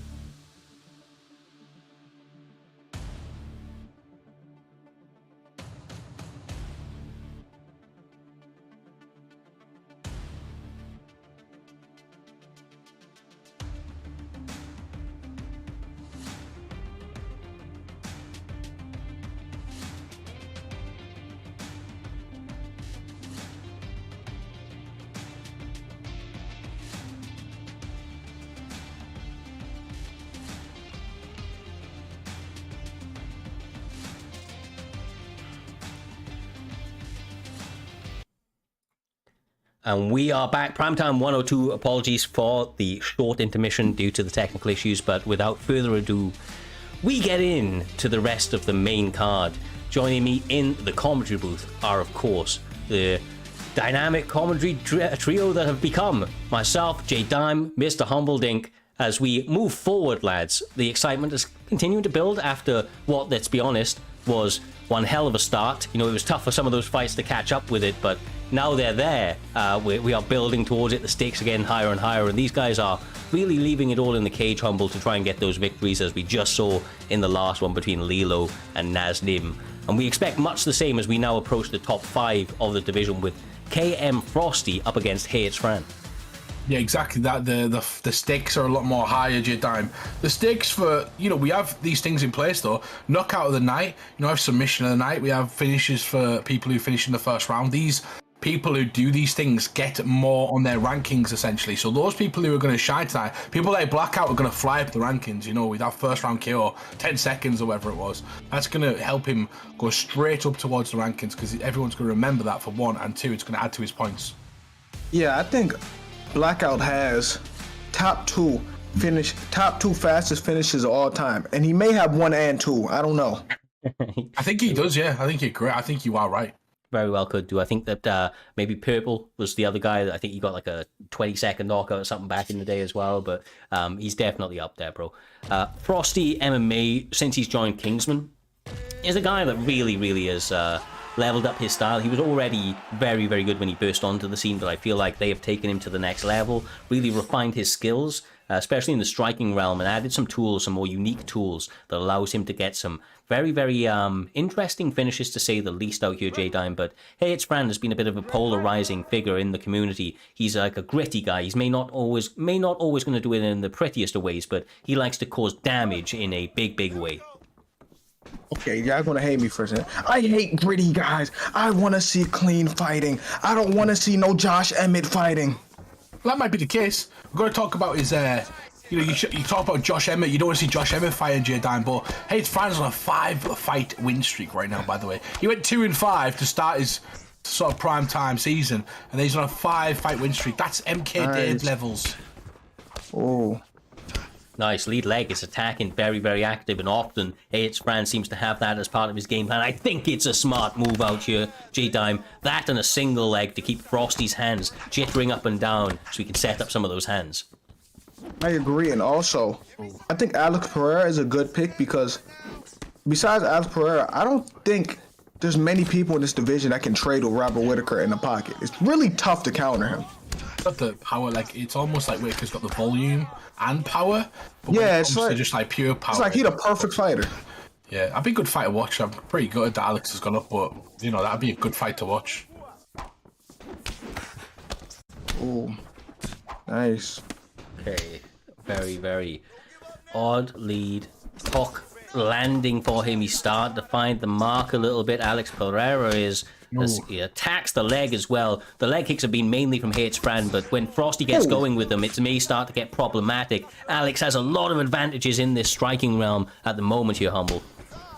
Yeah, he does, and one of those is the counter-striking from him. The slip on the outside, Jay, he likes to throw certain combinations, especially that straight overhand. Seem to kind of be landing, but some beautiful left hook is Alex Pereira's main weapon, the lead hook from him. Man, he has one of the best left hooks I've ever seen in MMA. He probably does have the best left hook I've seen. That can bail him out anything, Cyrus. Exactly right, bro. Oh my goodness. The head kick flies. A lot of people commit into these head kicks, Jay. And I don't know if these guys have been watching the fights, but it leads you onto some really bad counters if you're not timing them perfectly. Yeah, exactly. And I'm not gonna lie, Alex Pereira is a terrifying guy to face. If I was a fighter, I don't know if I would have faced him, because he just has this like mystique about him where he just looks scary, Cyrus. He does, man. Especially, I love what he does with the bow and arrow as well and all of that. He's an interesting character, is Alex, and definitely big for this weight class as well. And that's saying something, right? He's a big middleweight, could easily fight a light heavy. He'd be a big light heavyweight too. Yeah, he would be, bro. He's a big guy. Let's talk about this as well. I mean, obviously this fight's going on, and these guys may clip each other to the last 20 seconds or so, but He's got... Oh, shit, never mind. Oh! Nice What work. were you saying? The flying knee right there, coming out of nowhere. The unorthodox style of Alex Pereira, starting to catch Rob Whittaker off guard. Beautiful work. Yeah, I mean, I was going to say he's been training with Glover, and that's going to play dividends on the grappling, but goddamn, Glover didn't teach him that flying knee, I can tell you that. That was absolutely beautiful. Perfectly timed there, Jay. Yeah, and why do you think Glover didn't teach him that? You don't think Glover could do that? I don't think that's part of his repertoire. I could be wrong, that man. He doesn't have that in the bag. I don't know, bro. I don't know. Maybe not that explosively, but yeah, we'll have to see. It's just...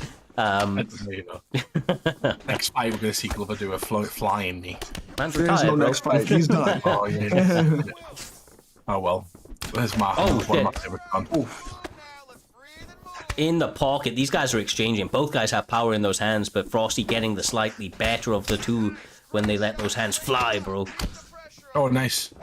Nice work. He comes off the side there. And I was going to say about earlier on about Alex Pereira, and you talk about his power, but he throws from he's such a long body frame. He throws his shots from unorthodox angles because 90% of the time, even outside of the game, he has his hands down by his side and he springs into the shot. And when them forearms go, Cyrus, when it comes through and he's got that farmer power, you know.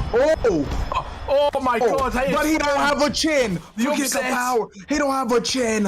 Robert Whittaker's about to end this. He's gonna end it. No, he's not. That's great. That's great defense. Good work. People underrate this element of him as well. He's fantastic on the mat. Now, if H-Fran is going to play this smart, he commits to this grappling for the rest of the round, Humble. He maintains position and slowly chips away at Frosty's arsenal and defenses, because going into that third round, that could put him in a very, very dominant position to get the hands going or even get it back to the mat and have that in the imprint of Alex's mind. Yeah, he could. He needs to be careful, though, because he's made a lot of mistakes already on the ground, and something if I'm Frosty, I'm trying to take a capitalize on, because he can clearly do some damage here now because the stamina advantage he just had. Oh, nice work though. He's getting denied, I guess. Oh my goodness. You know what to block, guys. There's only one way he can go for real. Nice. He blocked him now. He can only go backside for real. Well, I tell you that the arena is crying out with Fran's name. They are trying to motivate him and pushing towards a victory in what has been a difficult fight so far, but he is committing to it. He's back on his feet now. This is not where he wanted to be, but only a minute 20 or so left on this clock, and the leg kicks seem to be part of that main arsenal once again. If he does it right, Humble, it will have a lot of success, but against somebody like Alex, it doesn't take too many to set you up with a big counter off a missed leg kick. Oh, two big body shots right there. You are correct, yeah. He's just not throwing in volume enough. He's not throwing enough in volume, Alex, so essentially you can get in and out with the leg kick. It's actually more safe. If you're Robert Whittaker and you don't want to get hit with a boxing quite a bit and you want to kind of avoid the damage from the hands, you're going to try and use your kicks. Oh my nice God. work. Oh my Goes gosh. with the boxing again, catches him with a slip, and Jay's on the pedal. Nice leg. Oh. Yeah, that's crazy. The underdog may actually win this. Like, he has a good chance to upset the world right now, guys. Oh. Nice. That body work, perfect, Humble, from Alex. He's been kicking with body roundhouses, knees, teeps, lead body hooks, and they've all been at that midsection. Robert Whittaker's got to be feeling a little bit tenderized around the ribs right now. Oh, tender. I like that word you just used right there. Tenderized. He says he's tenderized around the ribs, you know, a bit soft, a bit woozy, you know, don't get touched too much there because it's kind of a tender, you know, Jay. Yeah. He said because the ribs is kind of tender. The ribs are kind of tender. Yeah, bro. Sarah said it. You know, I'm breaking the word down. You know, tenderize is a good word. I don't even know if I made it up, but it's a good word. It's a good word. No, we're using it. It's a primetime word. That's a real, that's a real word. Oh, Jesus! Oh my gosh, the Asperger power. If he throws another hook, he will put him away. Touching him. Oh. Just be careful of that. Sometimes an injured animal is at its most Why would he throw dangerous. that? Hey, it's Fran digging deep to find a counter to keep himself in this fight. And as you can see, it's made Pereira second guess himself now, throwing and missing at air. All in Fran's hand. Can he capitalize on this momentum? Both jabbing, both kind of catch a read on they're both trying to look for the same thing, you know. So hooks here, J-Dime, especially from the longer fighter. If I'm Robert Whittaker, I'm trying to kick again, but I'm trying to kick off the center line and kind of keep my distance. So nice work. And if I'm Alex, I'm trying to knock him out with that hook because he keeps leaning and looking for that one sort of slip on the center line. Nice. And this is where Alex, I was about to say, this is where Alex is a fish out of water because Alex, don't take this as disrespect, but you may be the worst grappler in all of MMA. Jeez, that's that's pretty nasty. But you might be. You don't disagree? In the I UFC, when you got left hook. Yeah. Don't need that. He got his brown belt for throwing a left hook at Izzy. Remember that? That's crazy. I mean, the chance for Fran is still raising. The chance for Fran is still absolutely being called out in the chat there. There's a lot of support for this guy, if I'm reading it right at least, and I don't know where it's come from, but he's obviously been working quietly in the back, and he's getting clipped now, though. That support doesn't help him in the cage necessarily, as Frosty is really digging deep, trying to find this finish at the moment, Humble. Oh, it helps you, man. It helps you with this. You get the power. You start listening. You realise that you might be a couple of moments away from winning the fight. You get some encouragement. You throw first, J-Dime. That's what these comments do. Rallying on the teammates, rallying on people. Helps, encourages them. I believe when we say something, sometimes things happen for a reason. Yeah, I agree with you. And both of them are showing heart this round. I want to finish. Yeah, I got 30 seconds to work. Somebody got to get put out. Just touching him. It's over. Oh! How did he survive that? He's shooting for a takedown. Beautiful exchange again. Frosty MMA starting to come on. I do believe it's 1-1. Doesn't catch him with the uppercut. 12 seconds. Oh! Goes to the body. Calculated performance. Oh my God! 3 seconds left on the clock, and he does it. The chance for Fran go wild in the arena. God damn, this guy has silenced the world, bro. He has silenced the world right there. Yeah. Can't even speak. What the hell? Hey, there was 48,000 betting his opponent. 48,000 betting his opponent. So, you know, that's an underdog if you want to. The betting line's the best way to gauge underdog, Cyrus. Sometimes, you know, the people bet, especially when there's all big, large bets. Yeah. These large bets that go on people. And hey, it's Fran was not the favourite going into that fight, but I tell you something, people are going to be maybe putting him on as a favourite in the future. That was a fantastic back and forth performance. I do think Frosty had his moments. Yeah. And potentially could have came away with that, but hey, Fran, end up with it. Yeah, and look, he was fighting up the rankings, right? He was ranked number 11th coming into this one, but on a +5. He's now on a +6. This man's on a goddamn 6. And you can see why, Jay. You can see why. That wasn't an easy fight. Frosty's as game as they come. He's ranked number 4 in the division, was on a win streak of his own right. And for Hey It's Fran to lock up those rankings, just, you know, very, very excitedly, I would imagine, with his opportunities at hand. Because when you've built that much of a winning resume within the promotion, when you're on that much of a hot streak right now, confidence is booming. You almost feel it like infallible. It feels like nothing can touch you. Listen to me. Fran did good as the underdog too, because of course on paper Frosty is supposed to win, but Fran didn't let that pressure get to him. It was a tough fight, and he finished it at the end. That was beautiful. Yeah, exactly that. Humble, we move on very, very beautifully, brother, to the next one. It is also in the Xbox division. It is EK Fonte, ranked number 3 in the division, going up against KM Winter. Now, both of these guys have been in or amongst that top 10 for a little while this season. And I will tell you that both guys have recently dropped one of their only fights in the season. They're both currently coming off -1s, right? But they're very, very highly ranked. So 2 guys in the top 6 of the division are now about to meet up and try to right those ranks, get back into the winning tracks. And for my money, this couldn't be a better fight. They couldn't have a better dance partner. Both guys are entertaining fighters. I've never seen a boring fight that involves Winter. I've never seen a boring fight that that involves Fronty. Now, hopefully they don't prove me wrong, but these guys always come to throw that leather. Yeah, 100%. These two are, it's a brilliant matchup, essentially, is what you said, and I agree with you wholeheartedly. This is a fantastic matchup with great picks as well. Dillashaw versus Font. Great movement, great kicks, and good centre line, coming off centre line boxing. J-Dime versus great boxing, great movement, and a long sort of style. It's going to be a good fight. Now, y'all saying all this, never been a boring fight, all this going to be a good fight. Now, what if the fight sucks? It might. It might. That's the. Why are you putting it out there, bro? Why? Oh, you're right. Yeah, it's not.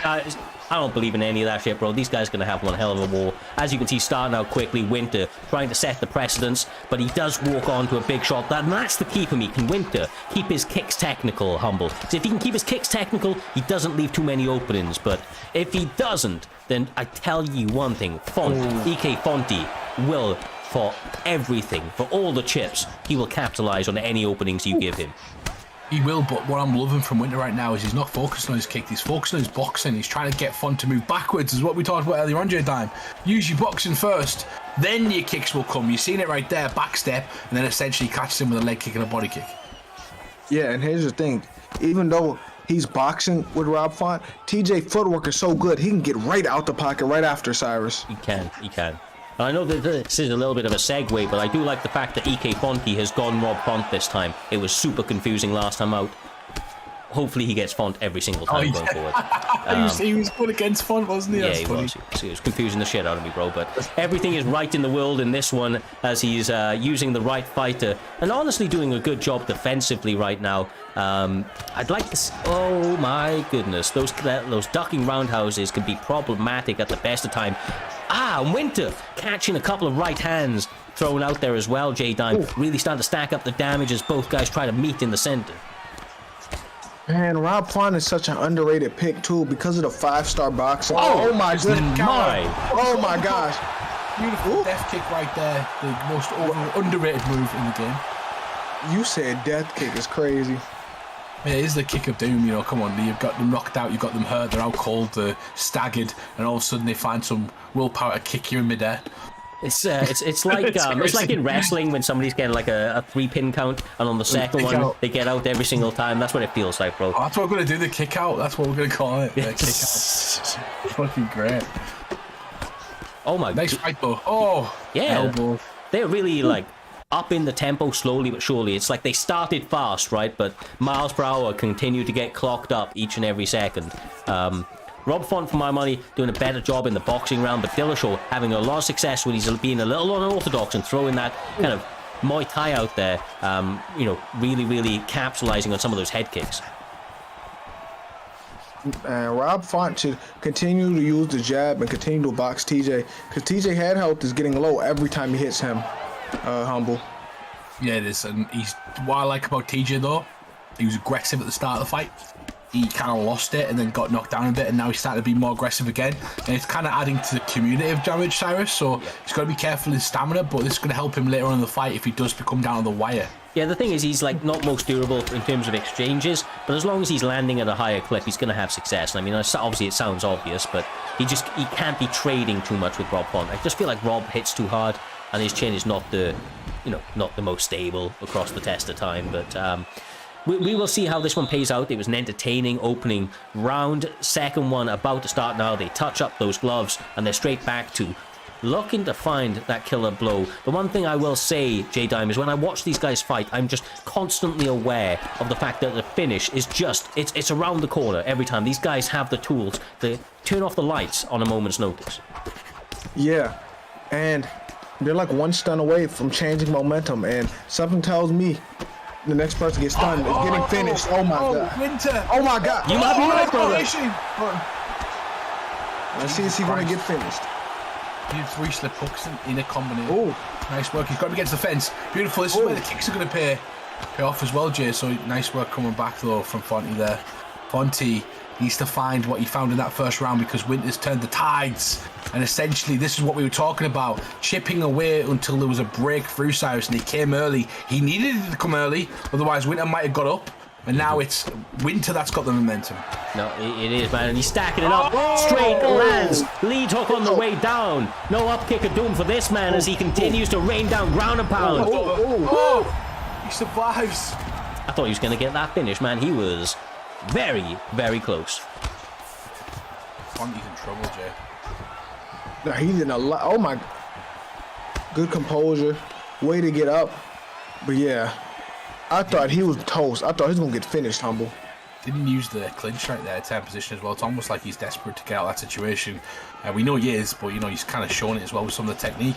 Needs a big sort of counter. Needs to kind of catch Winter for something special, essentially.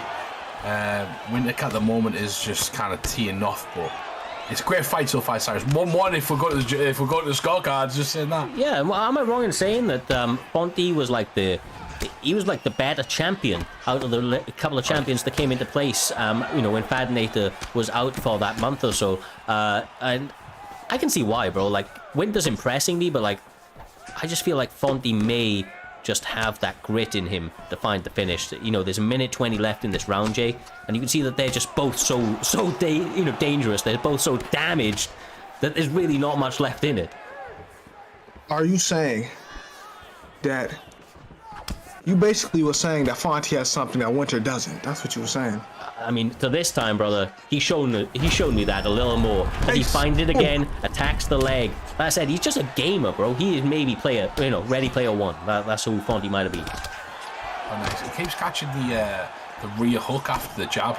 Like, he'll time a jab, do a double jab, then he'll throw the jab rear hook, and it's just catching the guard, or it's really kind of taking that block down. But the problem is the work that he keeps getting against him. Winter got an opportunity right now to finish this fight, Jay. It's over. It's over. And he does. And he said, Fonty, he may have what I want, and that was his ranking. He just took it from him right there with a brilliant little finish, showcasing that he has all of the skills necessary to go back at that title run. Big W for him. Like I said, both guys coming in off an L in this one, but they're both incredibly highly ranked. You're always fighting killers, brother. You're always fighting killers, Humble. Every single time when you're in that top 10. And there's no easy fights, period, but there's no easy fights, especially when you hit that top 10. Every single one of those guys can, do it all, bro. Like, literally do it all. Yeah, they'll beat each other as well. Like, it's kind of like 1 week, the one guy could be winning. There's some guys who've just, like Fadinator, for instance, he's got the number on most people. People like Driz, who's got number on most people, but there is people that beat him.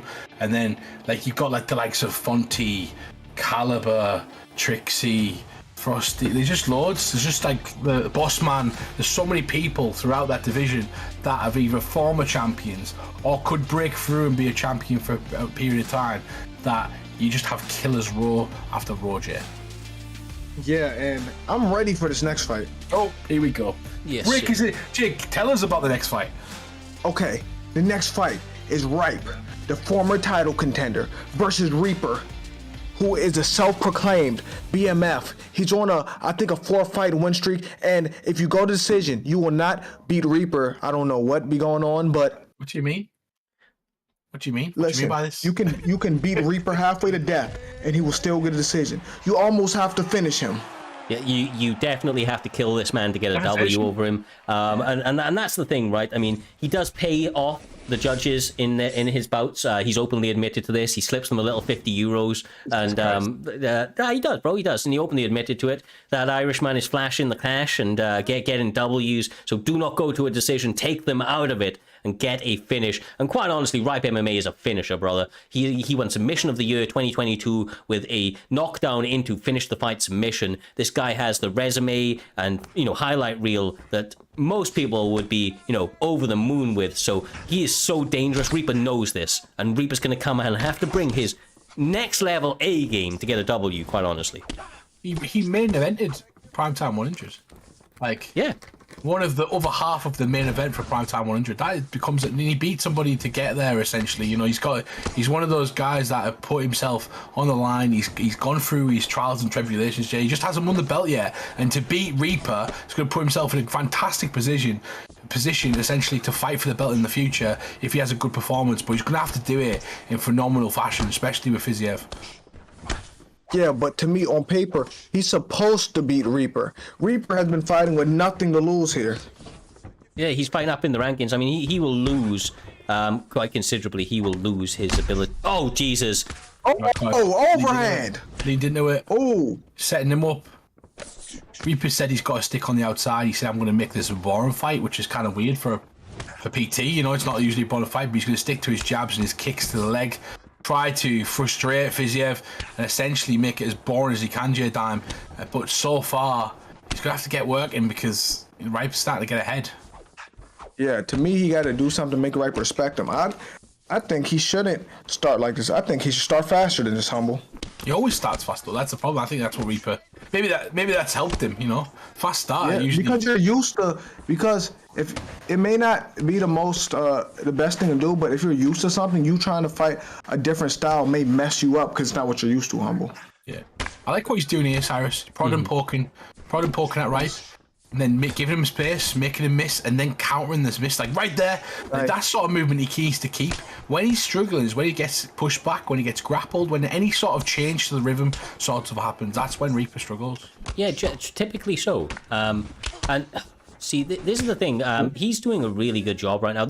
I said this at the beginning. This is one of the fights that I wanted to look out for. Ripe MMA, and I will openly say it, is one of my favorite fighters to watch right now. I really like the way that this guy performs. And Reaper has always been one of the highlight, making machines, whether he's on the giving or receiving end of that. He is always in entertaining bouts. No, genuinely he is. And seeing a more refined Reaper, seeing a man that quite clearly is taking this seriously, understands the opportunity at hand. If he could fight like this all the time, he may level up like tenfold, like genuinely. People don't realize how seriously he takes this. Like, he was so annoyed that those points didn't count. Like, he was so annoyed. He messaged me all night last week. He was so annoyed. Oh, hold on. Who? Reaper. I don't think he thought he won that match. No, he was annoyed. He was generally messaging me all last week about the points. He wanted the points to matter. Now he's got a big opportunity. He's taking it seriously. Now he has an opportunity. The thing is, he's on a win streak right now, Reaper, which is why he's got this opportunity to start with. So the simple fact is that this is, massive for him. The momentum that would be in his favor if he gets a W here this evening, I think that's 4 or 5 straight wins in the PlayStation division, not including, of course, the exhibition match. So going into this one, not only is it a ranked, 4 number opponent or ranked number 2 ranked number opponent in Ripe, he may have title implications on the line if he gets a W here. Potentially. I mean, there's a big fight next in CV versus Raw Demo. Raw Demo wins that, he goes 4-0 in CV, big fight. But essentially, I always say this and I mean it, you've got to make a statement in the fight, like that you're fighting, because if you just kind of cruise by and win, who cares? No one cares about that. You want to be highlight. You want to be a highlight, really. You want to make packages. This is what we do. We're entertainment business, Cyrus. What you want to be, and Reaper knows that. He wants to put himself in the spotlight. He wants to be on all those packages, and he cares. He's the guy who wants to carry the flag for Primetime, essentially. Yeah, exactly right. He wants to be Primetime's Conor McGregor almost. He likes to talk the talk and walk the walk, man. He does bring all of the action, but I truly mean it. This measured, calculated approach from him is having a lot of success. We cannot see the stats of Conor McGregor, but he's got to be pretty fresh, Jay. He's not really taken too much here. He still has good stamina. I can tell he still has really good stamina. But okay, now that's what takes stamina. The last 3 shots he threw before that, when he's hitting the air, that's what's going to take stamina. But as long as he's hitting that block, he's all right, Cyrus. Yeah, my brother. Like, honestly, the way that he is using the lunging strikes, I am somebody, and I will happily, I'm one of the originators of the lunging strike before it was popular. That costs you stamina, bro. Like, just throwing it in and of itself. So when you're missing, goddamn, you're being taxed, especially with the straight. He has to be careful. Conor doesn't have the gas tank to miss those sorts of shots, Humble. Yeah, exactly. And I'd like to see Reaper go back to the basics, doing what he's doing now. More feints, just more feints. Like, he doesn't need to do those lunging strikes, essentially. They're not going to do too much damage. What he's doing right now with touching the guy, touching him on his block, touching him on his through the guard, essentially, he needs to keep backing him up. He needs to keep touching him, and he needs to create space with some feints and then going back in and out. That's where he's going to land right there. Yeah, and you know as well as I do, J-Dime, that Reaper is a confidence-based fighter. When his confidence is at its highest, he doesn't think about it. He doesn't worry about the consequences of what he does, and that allows him to be free to really find the openings in his bouts. It's the composure, too. This is the best composure. I don't even know if he's winning, but this is the best composure I've seen from Reaper. He's not rushing. He's kind of just in the zone, Humble. He's flowing. It's exactly where he needs to be. He just needs to stop all of the nonsense, like the lunging strikes 3 and 4 in a row, those sorts of stuff. He doesn't need to do that. Just sticking to this game plan so far, for me, has got him winning the fight. Oh my God! Oh, it's a flying knee! And this might be heartache for Reaper. Now let's see how he reacts. Let's see if he Let's see his reaction from this will tell you who's going to win this fight. Oh my God! Oh my gosh. He gotta survive the round. He cannot let his ego get him knocked out this round. Look, everybody has a game plan until they get punched in the face, Humble, and that seems like what happened right there. He was executing perfectly, got rocked, and every single corner in the world is going to be screaming at their fighter, get out of the round, survive. But this man steps in for another couple of combinations. Like, what? I mean, bro. He sees blood. That's what you guys are all excited about. Reaper's winning by decision no matter what. So you guys are all talking like Reaper's not winning the fight. Like, he got dropped and rocked there, but he's 100% winning the decision. Jay Dime knows this. He's been in control of the fight, though, majority of the fight, which is crazy. Here's the thing. It's going to be tough to win decision, even if Reaper don't stun you and you drop him. It's tough. So, if I'm right, I'm not saying rush it. I'd be going for finish right now because Reaper's at his most dangerous because a wounded animal, an animal backed into a corner, that's when it's most dangerous right there. And that's why Reaper started throwing at the end, too. Yeah, exactly right. And oh my goodness! Beautiful work by Reaper! He's got him! Is he? Reaper going to Oh my god! Reaper missed fives, J Dime! Is he going to do it? Reaper is where he wants to be now. It's just been a close fight. I know he got dropped and rocked and stuff, and you can say what you want, but majority of that round he was winning. Like, I understand the damage from what Ripe was doing, but Ripe was losing 4 minutes that second round before he did some damage. But a drop is supposed to negate all of that. Yeah, it is. It's supposed to, but at the end of the day, Reaper might still, I'd be looking for the finish if I'm both guys, to be honest. If I'm both guys, we don't know who's winning right now. Reaper is looking... He's tired. Yeah, yeah, that body shot gonna take a lot. Why is he fighting Orthodox right now? I fight Orthodox with Connor, I prefer it. It's just the way his combinations flow. Do you know the thing is though, bro? You're rotten if you do that. Like, they're rotten to the core, bro. That's not right, but I digress. He's too strong, like, he can fight it from Orthodox, he's got too much power. Doesn't really matter. Nice work. Ripe's doing a good job of coming back into it. There's a minute 55 left on the clock. Oh, Jesus. But I do feel like he needs some big moments here to really separate himself and maybe even a finish, quite honestly. I want to see what happens here because I don't know what's going to happen in decision. Yeah, this is... I think they should let the gas tank out and see who's... He's catching him. Mma is at the brink. But he did land, like, he pulled some out the bag, and that's the thing about Ripe. Oh, his leg is... Oh, that's why he switched. His leg was gone. Oh, yeah. J-Dime made him switch, made him feel stupid. J-Dime made him switch? Yeah. Reaper needs to prod and poke. He's got 50 seconds. Oh, my goodness. Oh! Jesus Christ.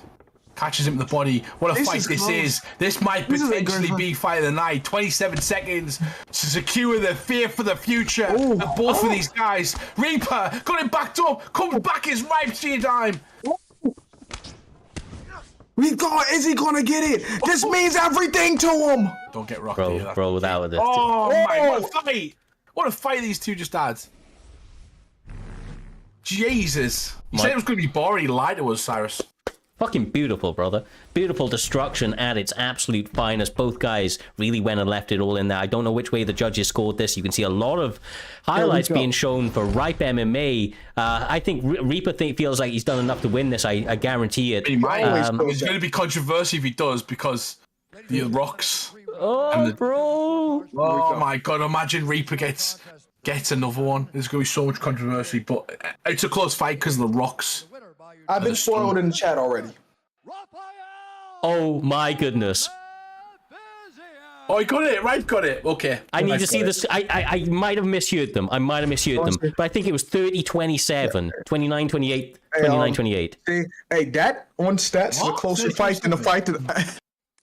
Oh, it's 18. 30-27, 28, 29, 28, 29, 28. You have to look at that round, though. I didn't realise the work that Fiziev was doing, but if you look at our third round, Reaper's getting outstruck in body. We've all seen Reaper knock people down and lose and win that round, so... Yeah, that was a great fight, man. That was a great fight. Great effort from Reaper, by the way. Great freaking effort. For sure, man. for sure. Absolutely beautiful. He didn't look bad at all. Yeah, he didn't, man. He the best he's one of the best he's ever looked, to be honest with you. No, I think that was the Lived up best. to, lived up to the task. Lived up to the task. Yeah. Yeah, and the opportunity at hand quite clearly took it seriously, performed beautifully, but Ripe MMA is that guy and has managed to secure another victory here this evening, unanimously by the decision of the judges. Obviously never wants to go there as a man that has many finishes to his resume, but nevertheless, I'm sure he'll be happy with the W here this evening for himself. Obviously staking his claim once again, now +2 in the division, ranked number 2. We'll have to see where he finds himself after this one. But talking about highly ranked in the PlayStation division, Mr. Humbleding, we have the former champion, a man that was knocking on the door of some of the titles and records, of course, of the PlayStation division. It is the absolute truth himself in CV, 8-1 this season, fresh off his only loss and looking to take out that frustration on an undefeated prospect in Raw Demo. Brother, this one has fireworks written all over it. Undefeated Raw Demo as well, 3-0 at the moment. You know, if he goes 4-0, essentially he has beaten someone incredible to do it. CV's one of the guys who can kind of he can look terrible in that first round. Not terrible, but he days off the gas, and then all of a sudden he's a shark. Like, he just smells blood and he starts to overcome in the second, third and fourth round. He's a 5-round fighter mainly though. First ever loss. He's wanting to push himself straight back up there. And the story between him and Smudger, he wants to show that it's not over yet. And it's the first time we're seeing Jack, I can never say his name correctly, but we're going to see Della Maddalena? Yeah, that's the one. Beat Randy Brown the last fight, and I'm a bit gutted about that, but still. Yeah. Great fighter, Randy Brown. This is a great fight. They touch him up, and here we go. CV in the red corner and green shorts, and Demo in the blue corner and the black shorts. Beautiful work. Starting out, taking the center of the cage. CV's doing a smart move. I mean, is this the debut of? Yes, that is the debut. He just got put in the game on Friday. Oh, sweet. Okay. So he's got a chance.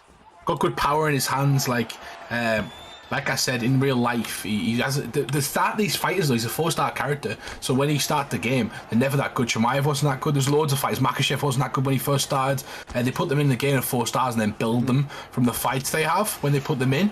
But the problem is this guy's hands is like absolutely lethal, J-Dan. They are. He just doesn't have elbows or knees unless you throw him with the T button. Yeah, he's kind of testing out Della Maddalena when he got added to the game. So he has hands of stones, 5-star hooks, rear lead hooks. Like, his hands are made of stone. Just no elbows or knees. What I'm absolutely loving right now, though, Humble, is CV's ability to feint. The way he's drawing out reactions from Demo. And Demo's trying to do it back to him a little bit, but especially the feints to the body. He's feinting like a jab to the body, and it just changes levels, and you can see the hands start to flutter, and that's setting up a lot of the headshots that are now following from CV. He gets you to mirror him, right? So he gets you to fight his fight, fight at his pace, and then he knows what's coming back.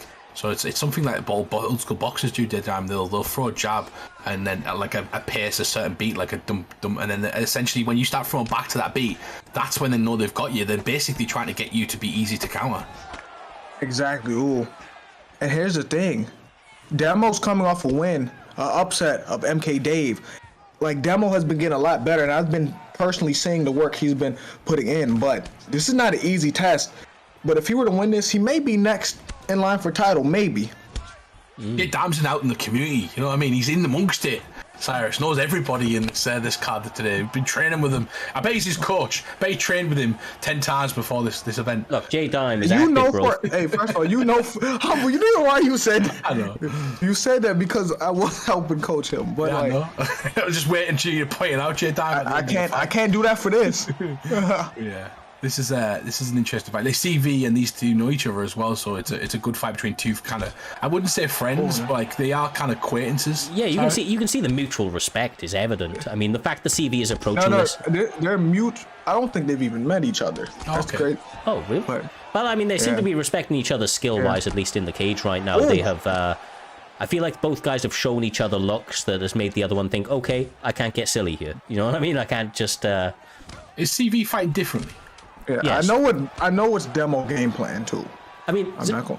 CV is he's always done great feints, but like he is feint heavy this time. Like that, he is feint heavy. Getting them back though as well. He's getting them back though, so like it's making him hesitate the feint. So essentially, like both guys are feinting, and I believe one guy's got a better pick as well. We've got to take that. We got to look at it. One guy's a champion. He's got all of the sort of 5-star elbows, great punching, boxing, great kicks, the head kick as well. So the damage that he's going to land is a bit more than essentially Jack. So he's got to do a bit more work. CV has, and I think he realised that he's chasing his opponent though.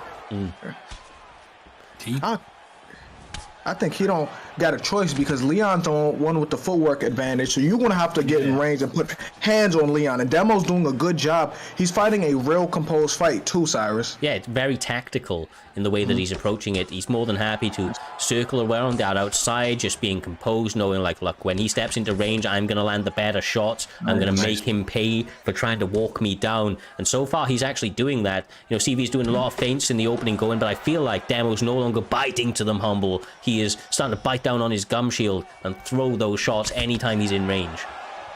Yeah, and CV's walking in that pocket right now, and he's just kind of false pressure, pushing in. It's setting him up though for like a 4-piece or a 3-piece now and then, which has been really important, which I know Jay's noticing.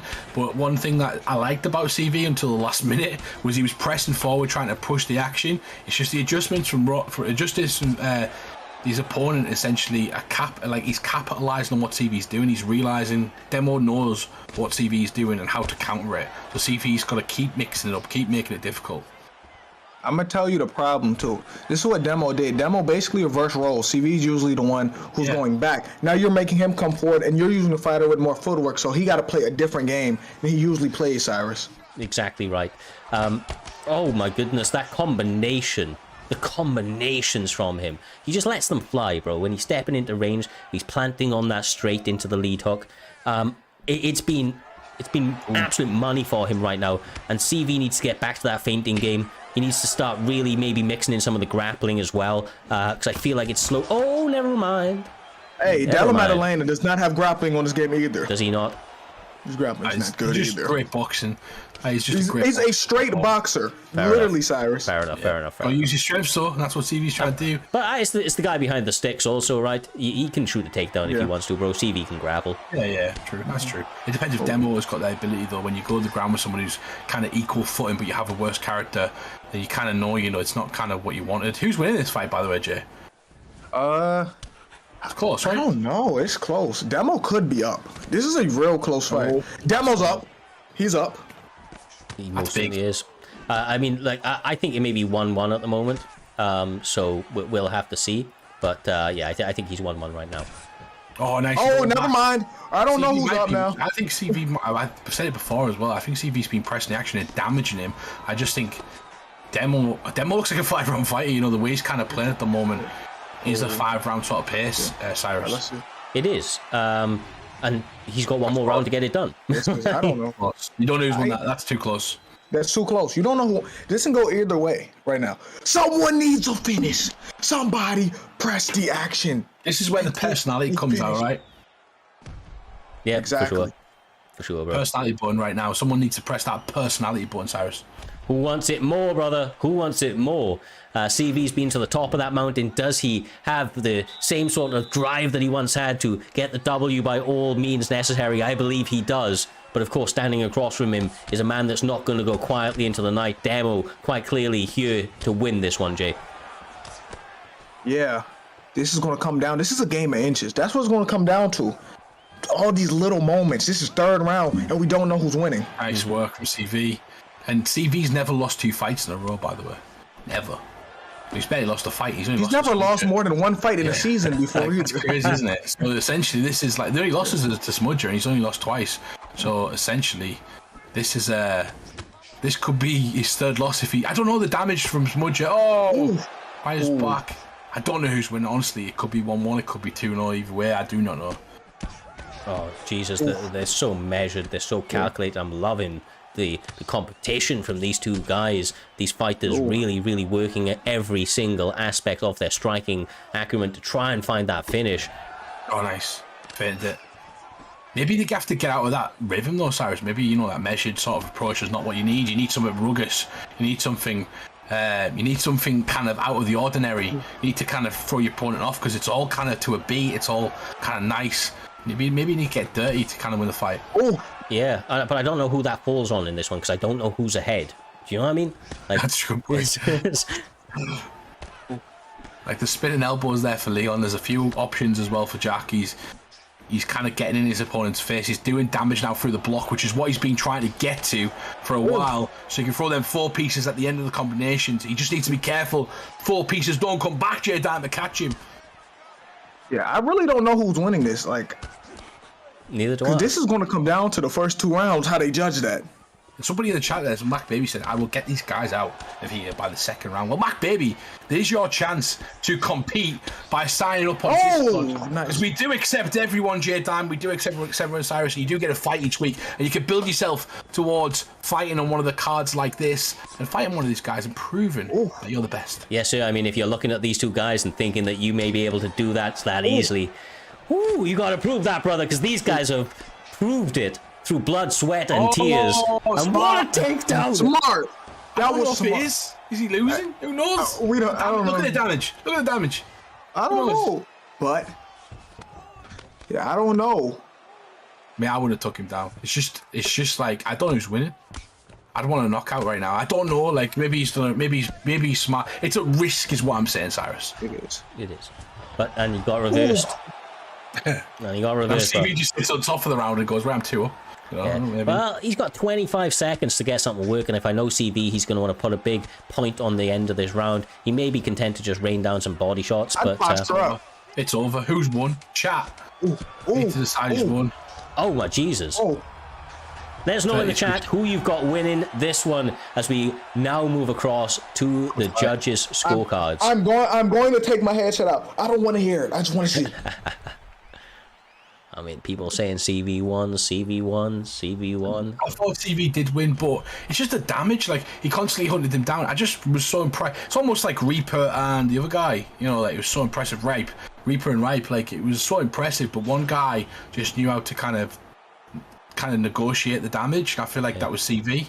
Who knows though? We're about to find out who the judges give it to.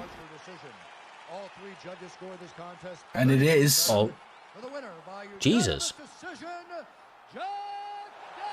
It is the truth in CV, brother. That Delamedal.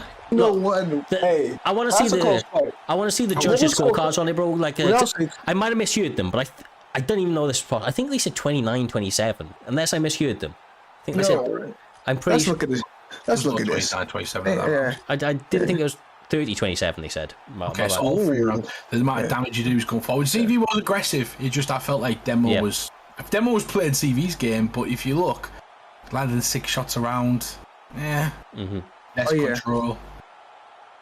Fun one, bro. That was close. It was a close fight. It was a close fight. Incredibly technical bout between both competitors. Fantastic performance. I feel like both guys should hold their head up high, but once again, CV, the truth, does it and earns another W under the bright banner of Primetime MMA, getting an incredible record together this season. He's 9-1, bro. He's 9-1. So I don't know how many fights he needs, but I know that he's gunning to get back into that title picture before the season's end. And with him getting performances and wins like that, I mean, it could be not in the too distant future, of course. But with that being said, we now move across to the co-main event of this evening. As you can see, we have had, I don't even know how many fights of pure virtual violence here this evening. But we move on to the co-main event here, Humble. It is FSK Fadnator up against FSK Driz. The Flow State Kings battle it out for the Xbox Championship here this evening. These guys very, very familiar with each other. You said it earlier, brother. I'll leave you say it again, but Fadnator understands the threat that's standing across from him. 100%, and he said it in the interview, and I'll say it again. He said essentially in the primetime press conference, he mentioned FSK Driz, and he said, I'm number 1 and Driz is number 2. And this is before either guys. I mean, Fadnet was fighting for a chance to fight for the belt, but Driz was fighting on the main card still. So this is like preempting who's going to be up there. And I've got to say this is like, to me, Driz is like Trixie to me at this moment this season. Driz finds ways to adapt in every single fight, and I feel like when Fadinator compliments you, Jay Diamond, like that, it's because he knows. So we're about to find out with the record what it's kind of like and why that respect is there. Yeah, it's crazy. It's crazy. Oh wow! Whoa, they got a lot of games. They got more fights than I've had in this year. They got more fights than I've had this year. Oh my, that's a lot of fight. That's a lot of fighting here.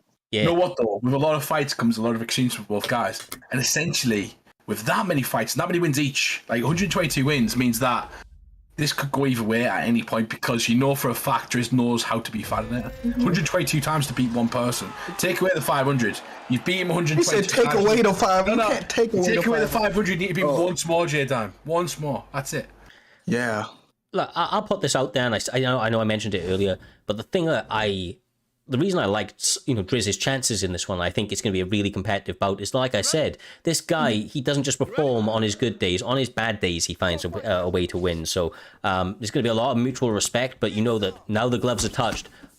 No love lost, brother. This is all out war. The Flow State Kings will let those things go, bro. Over 100,000 bet on the betting lines as well. Crazy. This is going to be an absolute war for the Xbox Championship. I wish I got to do a piece on this. I didn't have time, but these two, I've been looking forward to this fight ever since it kind of got announced, or even before it kind of got announced. I was thinking these two could have a war, and I think this is going to be epic, Jordan. Yeah, and here's the thing. Even though the record says that, this is a true 50-50 match because of the friendship, because they train together. They know if you play someone that many times, you know their strengths and weaknesses almost better than they know themselves, Cyrus. They most certainly do, and I have to say right now, I feel like Driz is the one that's coming out and making the better adjustments, at least early. I feel like he's come in and he's been like, I know what Fad does, so I'm going to try and do something a little different here, Humble, and he's been really active, really like reactive in the moment. As soon as Fad's stepping into that range, instantly capitalizing with a quick straight or a quick shot to kind of cut the distance. Straight hand down the middle has caught him 4 or 5 times, and Fad's trying to kind of capitalize on it as well and trying to counter it, and Driz is aware of it, so he's constantly giving him a leg kick here and there or a jab to the body, and then he's throwing that straight down the middle, catching him in between a combination. Beautiful work. I like what I see from Fad still. It's like he can build up. You know, Jay can just chip away at this. And if he keeps doing this, there's too much to worry about, so Driz can be overwhelmed. But Driz has got to keep firing that right hand down the middle, like that right there, catching his opponent. It might be lights out for Fad if he keeps walking into it. Yeah, and here's the thing. Driz, how did he survive that? Driz is not letting Fad start. He's setting the tone here. He's not letting him get that offense started, Cyrus. No, he's most certainly not. Look at that big. You never see Fad need a mixed leg kicks, bro. It just doesn't happen. Missed one right there. He's definitely not frustrated yet by any stretch. He's still early in the fight. He knows he's got 5 full rounds, but good bloody work from Driz so far, man. He is doing the damn thing. Getting clipped a little bit right now. Needs to keep himself calm and calculated because he may be a little bit ahead right now. Yeah, maybe. And we looked at that record, right? Can I ask you a question? When's the last time you've seen anybody up on Fad? Ever? Like, Never. This guy's the best Xbox player in the world at this current moment, in my opinion, and Driz has 122 fights against him. That might be the most anyone's won against him, J-Dime. So, Fadinator right now respects Driz, and he's got to look at the head health. Yeah. Oh. Went Anakin right there. You know what I mean? Oh, nice. Nice front kick. Fad needs turning it up, Jay. Really, really trying to turn on the action and get some of this fight back into his... Oh, and he does! Right hand! Nice.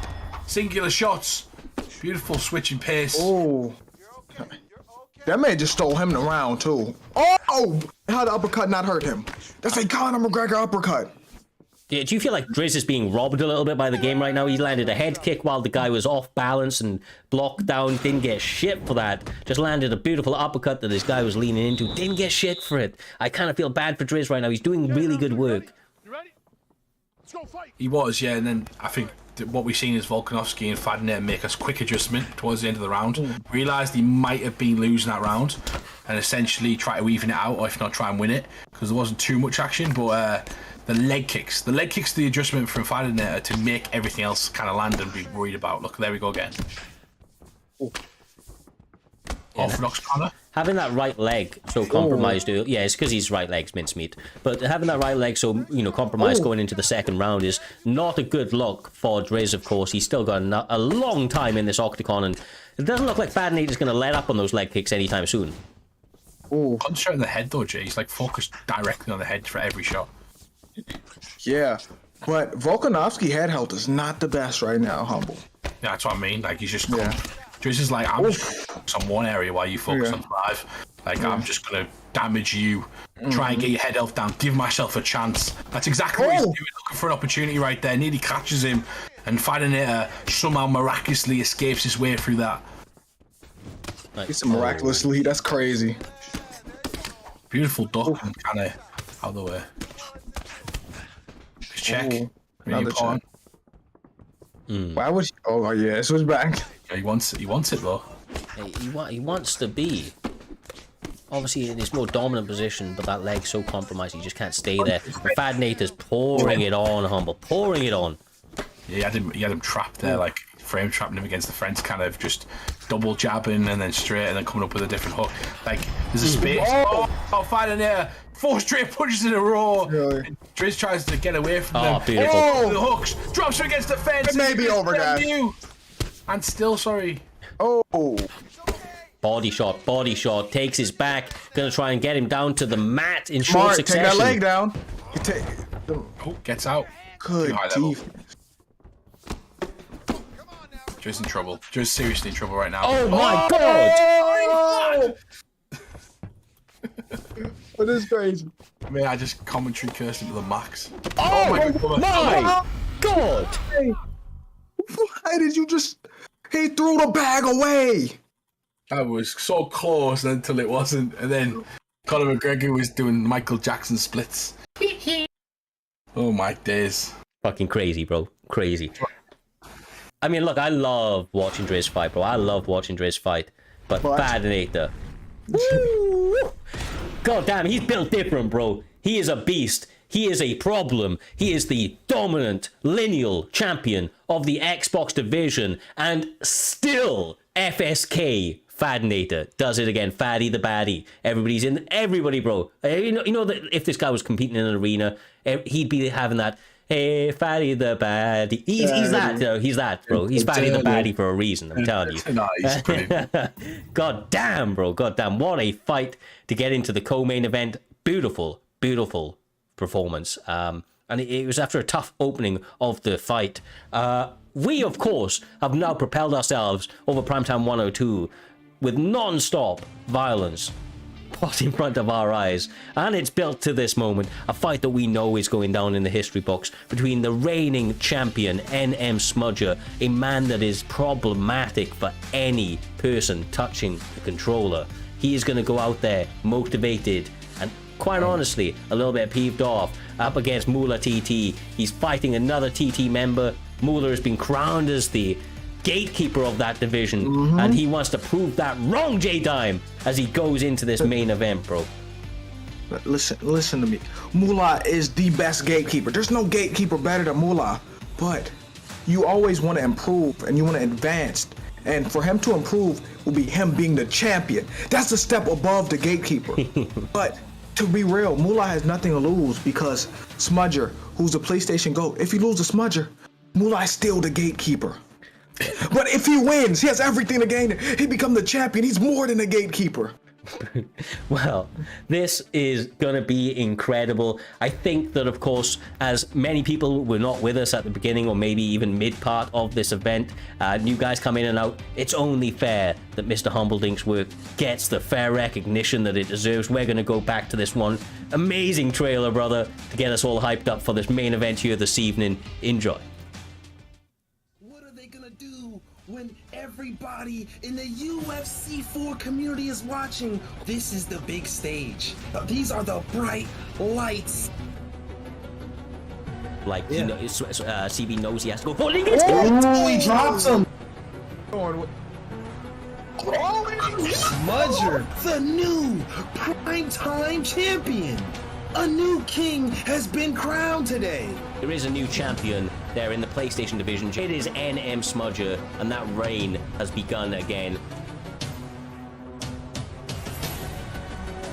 He said he is the gatekeeper. He's the one. Don't you ever disrespect him like that by calling someone else the gatekeeper. And give Moolah his credit. He is the best gatekeeper all time. He is the gatekeeper. There's no other gatekeeper like Moolah. The endurance is high. The body kick. Oh my God! Like a light. Is that the best Moolah we ever seen? These two guys are fighting at the moment. They're not essentially exerting too much stamina. Hey, that was already a good performance by Moolah. I'm not gonna lie to you. Still 2 minutes in this round. Back at it, Humble. The body shot, the headshots, and it's done. He's the best gatekeeper we've ever had, ever seen. We're gonna do a promo packet around that, I swear. He wants to kind of put it all in our face right here and just say, look, I ain't no gatekeeper. You're gonna have to hope you can hold me down, bro, because you're gonna be out in one, trust me. If he's really like that, we're gonna see this fight because Moolah's a real test. One of the best in the business, period. Motivated Smudger is a difficult Smudger to beat.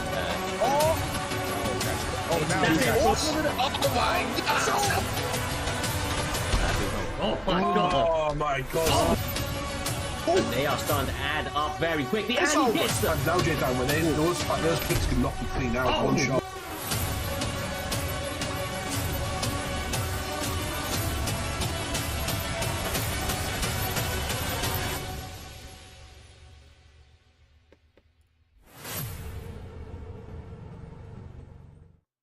And we are fucking back! J-Time, Mr. Humbledink, main event of this evening. Primetime 102 has been an emotional ride to this point, and this is what it was all building to. Mr. Humbledink, the reigning champion, NM Smudger, what many, including myself, would herald as the pound-for-pound PlayStation GOAT, is back, motivated and hungry to set titles and, records in the promotion. But he's going up against another TT member, Moolah. He's not faced him for a belt before. This man has been called the gatekeeper, but he believes he has the skills to get the W here this evening. Here we go, guys. We have the gatekeeper, Moolah, versus the PlayStation GOAT, Smudger. This will be a great fight here. And Humble, I don't know if your mic is on right now. You're muted. I was just saying, J-Time's the man that crowned him the gatekeeper. He's just the biggest hater in the community when it comes to Moolah. Moolah's got a don't do it. Don't do that. And he's right next to me in the middle, Moolah. So if you want that. Moolah is back. He called you the gatekeeper. Me and Moolah go way back. Moolah's my guy. Chill. Moolah time. You know what I mean, though, Cyrus? He is being nicknamed the gatekeeper. That promo was kind of for me, it was all about kind of getting over that disrespect of being called the gatekeeper. He didn't like it at first, even though it was a joke. And then now he's kind of owned it, which you always have to do when someone takes a joke. But he's got a chance. He's got a chance to shock. But it wasn't a joke, though. It wasn't a joke. It's the problem. Nobody who's a primetime champion is a gatekeeper. Oh, he's training. He's training. Lovely, Mo. Lovely work. I mean, he was able to chain that together excellently to get the champion down now in side control. A beautiful spot for him, J-Time. I mean, the gatekeeper may be showing you that he is more than just the gatekeeper here this evening. This is the next step in his career. If he can beat the GOAT, Smudger, he would be more than a gatekeeper. That's why I said he has everything to gain, nothing to lose. Smudger's the one with everything to lose here, because Smudger just got this belt back, and he don't want to lose it, Humble. Yeah, exactly. He doesn't want to lose it. He doesn't want to have another guy he has to go and rematch. Smudger's never lost a rematch, right? That he's lost. So, even with CV, he got beat after the second fight and then came back and beat. Yeah. He never lost a... But you can say that with both of them, though. Yeah, 100%. 100%. But I'm saying CV, Smudger in general have not lost. Yeah. And Moolah, if he gets a win over him, it's going to be astronomical for Moolah, essentially. And that's what he wants to do. You heard him say it. You have to hold me down if you want to beat me. Mm-hmm.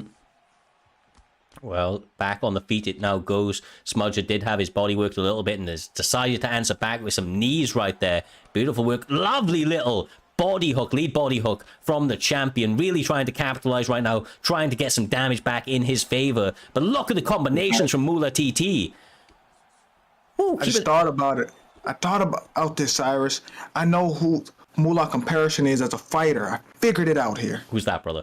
Michael Johnson. Michael Johnson? Oh, Jesus. I'm going to tell you why.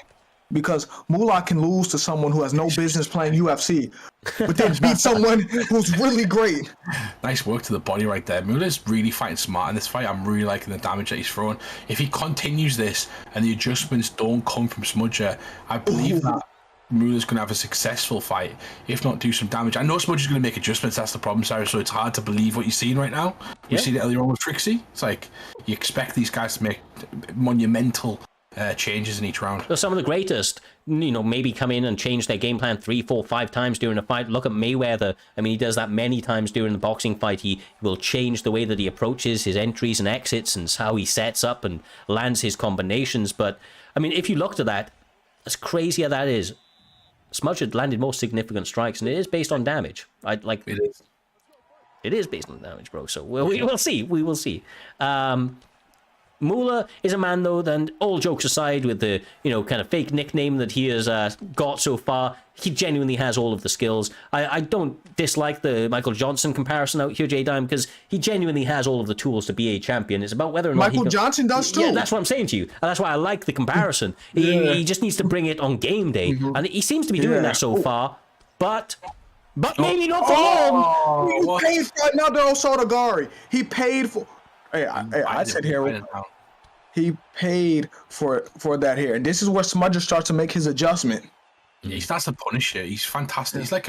He is essentially someone he's brilliant at when he gets you hurt, Cyrus. He capitalizes on your sort of weakness because you start fighting in a certain way when you're hurt. You have to fight defensive, and that's when Smudger gets better. Yeah, when you talk about killer instinct, NM Smudger springs to mind. This guy smells blood in the water. He will stalk his prey down and ultimately get the execution. Nice. But as you can see, Moolah not going quietly into the night. He is answering back with hellacious combinations, keeping the champion honest. In what was a big start in round 2 for the champion, Jay. He came out into this round looking great. Yeah, and... here we go. And now this is where Smudger takes over. Now it's up to Moolah to make an adjustment to his adjustment now, Humble. Yeah, and it looks like Smudger's gone, you know what, we can grapple if you want to grapple. If you want to kind of try and get away from me on the outside, I'm going to take you down a bit. It's point scoring, right? You're winning sort of points there when you're getting someone down, kind of letting them know, mixing it up slightly. Yes, exactly right. Stops the Osotagari threat. He's got to be careful he doesn't get caught again in that. And now...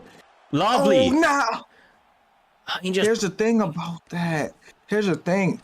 And Osotagari's cool, but you done got him a few times. Well, now he make the adjustment. Stop doing it. You have to save it for later. You can't just keep doing it because now it takes away the unpredictability of it, Humble. Yeah, he does. And one thing I noticed about Smudger is he will grapple you, so you grapple him back, and he's great at timing it. Like, he knows when you're going to grapple back, so then he essentially just strikes when you're most vulnerable, when you're reaching, when your hand's down on your face, Cyrus. Yep. And that's like, he gets you to grapple, then capitalizes on the grapple. He knows when to throw. Beautiful. Smudger. He pulled away just... See, that's the thing about NM Smudger. I like the comparison of John Jones for this man. He is an absolute prodigy in the cage. And he's so good. He likes to beat you at what you do best. Do you know what I mean? If you're a striker, he'll strike you. If he's a grappler, he'll grapple you. He'll do it all, bro. Did you see that pullback, Jay, where he just stepped back and bam. Beautiful. But that's when you know Smudger's feeling good. Once he take that step back, that's him being in his groove. Like, now he's in his flow state, Humble. It's just the way he does it. Like, I do this step back, and I can't do it nowhere near. No, you don't, Humble. I was in, like, he does it, the timing on it's perfect. It's he fires 2-piece, and then he's like, the way he shifts out of the space and then fires a straight. It's all one combo. It's brilliant. Beautiful. Oh, there he is. That uppercut was sus. His angle through the air, he's like snaking it through. Look, here we go. Look. If it's not going to land, it's going to land now. Beautiful work. Whichever way it lands, bro. Whichever way it lands. Yes. Wow. These guys definitely leaving it all in the cage. I don't imagine we'll go to a judge's scorecard in this one with the way that these guys are fighting. It is really up to one of them to try and separate themselves in this competition, though. Smudger made a great adjustments going into that second round. And it's on Moolah now. And the TT boys, Humble, have had a lot of opportunities against Smudger, so they've had a lot of opportunity to fine-tune that game plan. Can Moolah execute here this evening? Straight to the body's perfect there. I love that, Jay. He's very careful with the uppercut. But I like how he was leading with that. Like, And that there, nice. He needs to keep this center of the octagon, right? He needs to dictate the pace from here. This is where Moolah was doing better in the first round. He was controlling where the fight took place. Yeah, and here's the thing. Oh my goodness. Hold on. I forgot what I was about to say because I was listening to you, Humble. That's no problem. I was just saying, yeah, you know, like the fight is got to be in that center for Moolah. If it's on the outside, Smudger's too good. When he gets you like going left or right, he's too good. You can't. If he knows you're going one or the other, he's gonna start catching you. Oh, nice. Nice. Moolah's doing all right, man. The gatekeeper is doing fine. Yeah, it almost feels like he's not feeling the pressure of the moment right now. He's truly fighting his best self and seems to be free in the octagon. He doesn't seem to be second guessing himself out here. And he, you know, given the threat that's across from him, this level of composure is, you know, truly something else. Jay, he looks like a man that's just kind of out there on a jog right now. Yeah, he's chilling. He's flowing right now. But Moolah's not doing bad. But he didn't make an adjustment right here. Oh, God damn. Oh, my gosh. I think he tried Osotogari again. When he gets to the fence, he panics. Oh, and now, my gosh, he's panicking. Yeah, good work from Smudger. Beautiful. I mean, he needs something back. He needs something big, and he needs a moment essentially. Otherwise, and he can't make it happen. So like he's got to essentially just wait for it, but at the same time stay in the fight. Cyrus. Yeah, exactly right. Oh Jesus, bro! Like the damage right now for Cejudo is he gets it. He gets it. 1 minute 30. See what he can do. You have to try to hold him with his life. Oh. Those aren't denials. Those are undeniables he's doing. Gets back the fence though, and essentially denies it. This is going to be a get up potentially. Moolah realizing that, kind of try to catch him getting up. I love doing that. Try to catch him getting up, Cyrus, so his hands are down as you do it. Throw that knee, bro. Throw that knee. Shit. Oh, nice work from Moolah. They're both not far off being hurt or rocked. Like they're both at that point now where a couple of shots can do it. Mm-hmm. Why is he so tall on his game? Like, it always pisses me off. Brandon Moreno looks like he's 6 foot tall on his game. They have made him massive for this weight class, no joke. But he is up against Cejudo as well, I suppose. Smaller guy for this weight class, even still. He looks 6 foot tall, though. He does.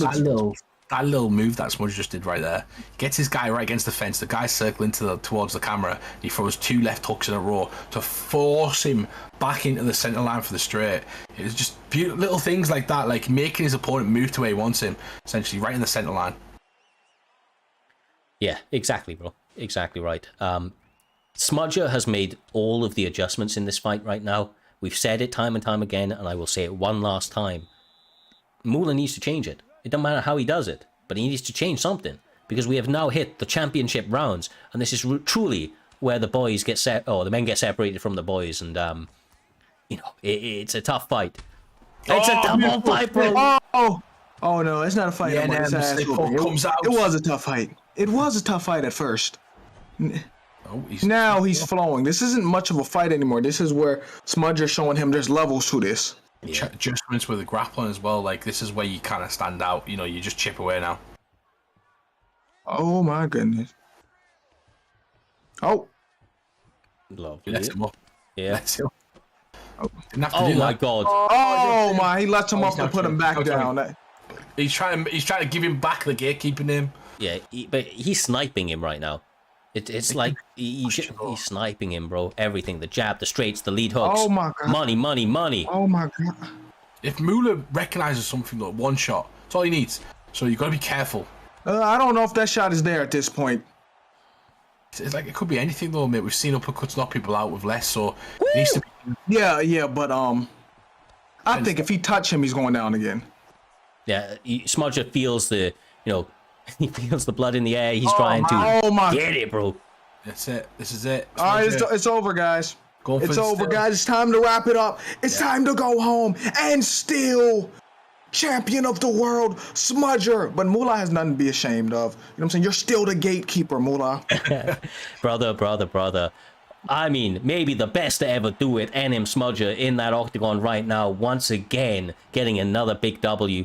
Look, Moolah looked on form as well. You got to remember, like, when people come up against Moolah, they have footage on the guy. They come into it planning and prepping for it. TT has been able to do that many a times, but this man is just that goddamn good. I wish I could do the GOAT noise because I would do it for him right now. This guy is genuinely the GOAT of the PlayStation division right now. It is level up to his level, or be face down on the canvas very quick. What an incredible night of fights, and topped off by a sensational performance, Humble. Just a truly sensational performance by the reigning champion, NM Smudger. Yeah, he's had his adversity as well. You know, he's got his opponents, got his characters who he, like CV still winning. You know, CV still up there. Yeah. And Smudger knows that might be a fight he has to fight again. He's got a few other guys like Ripe and a few other guys that essentially might be challenged for a title soon. But essentially, Smudger is reigning again as the prime-time king of the PlayStation division. 2 seasons in a row he's ran that roster, and he seems to be not holding up on running it anymore. Yeah, he has been motivated. He is reinvigorated. I've seen a lot of the message coming from this guy. He wants to break records. He wants his own emotes. You know, much like Trixie was able to set, he needs to set those records on the PlayStation division, and he understands that he now has the opportunity to do so as we approach the latter ends of this season. But, my guys, what a fucking incredible night of fights. Yeah, round of applause all round. We appreciate each and every single one of you, all of the support from the guys showing up and obviously cheering on the guys that are fighting, and ourselves in the comedy booth, all of the guys in the back like Doc and Reaper and everybody that puts work in, Ginger and the likes. You know, they put in incredible amounts of work. And of course we want to thank you for all of the little biddies, the subs, the gifted subs from Humble and all of the other guys within the community. It is truly appreciated. We will continue to endeavor to put on bigger and better events. We plan on taking over this space in every which way we can for you guys and all of the support that you have been giving us. So until the next one, stay safe, much love, join the raid at the end, and we will of course be back next Saturday, same time, 8:30 GMT, 3:30 Eastern, for more virtual violence under this beautiful Primetime banner.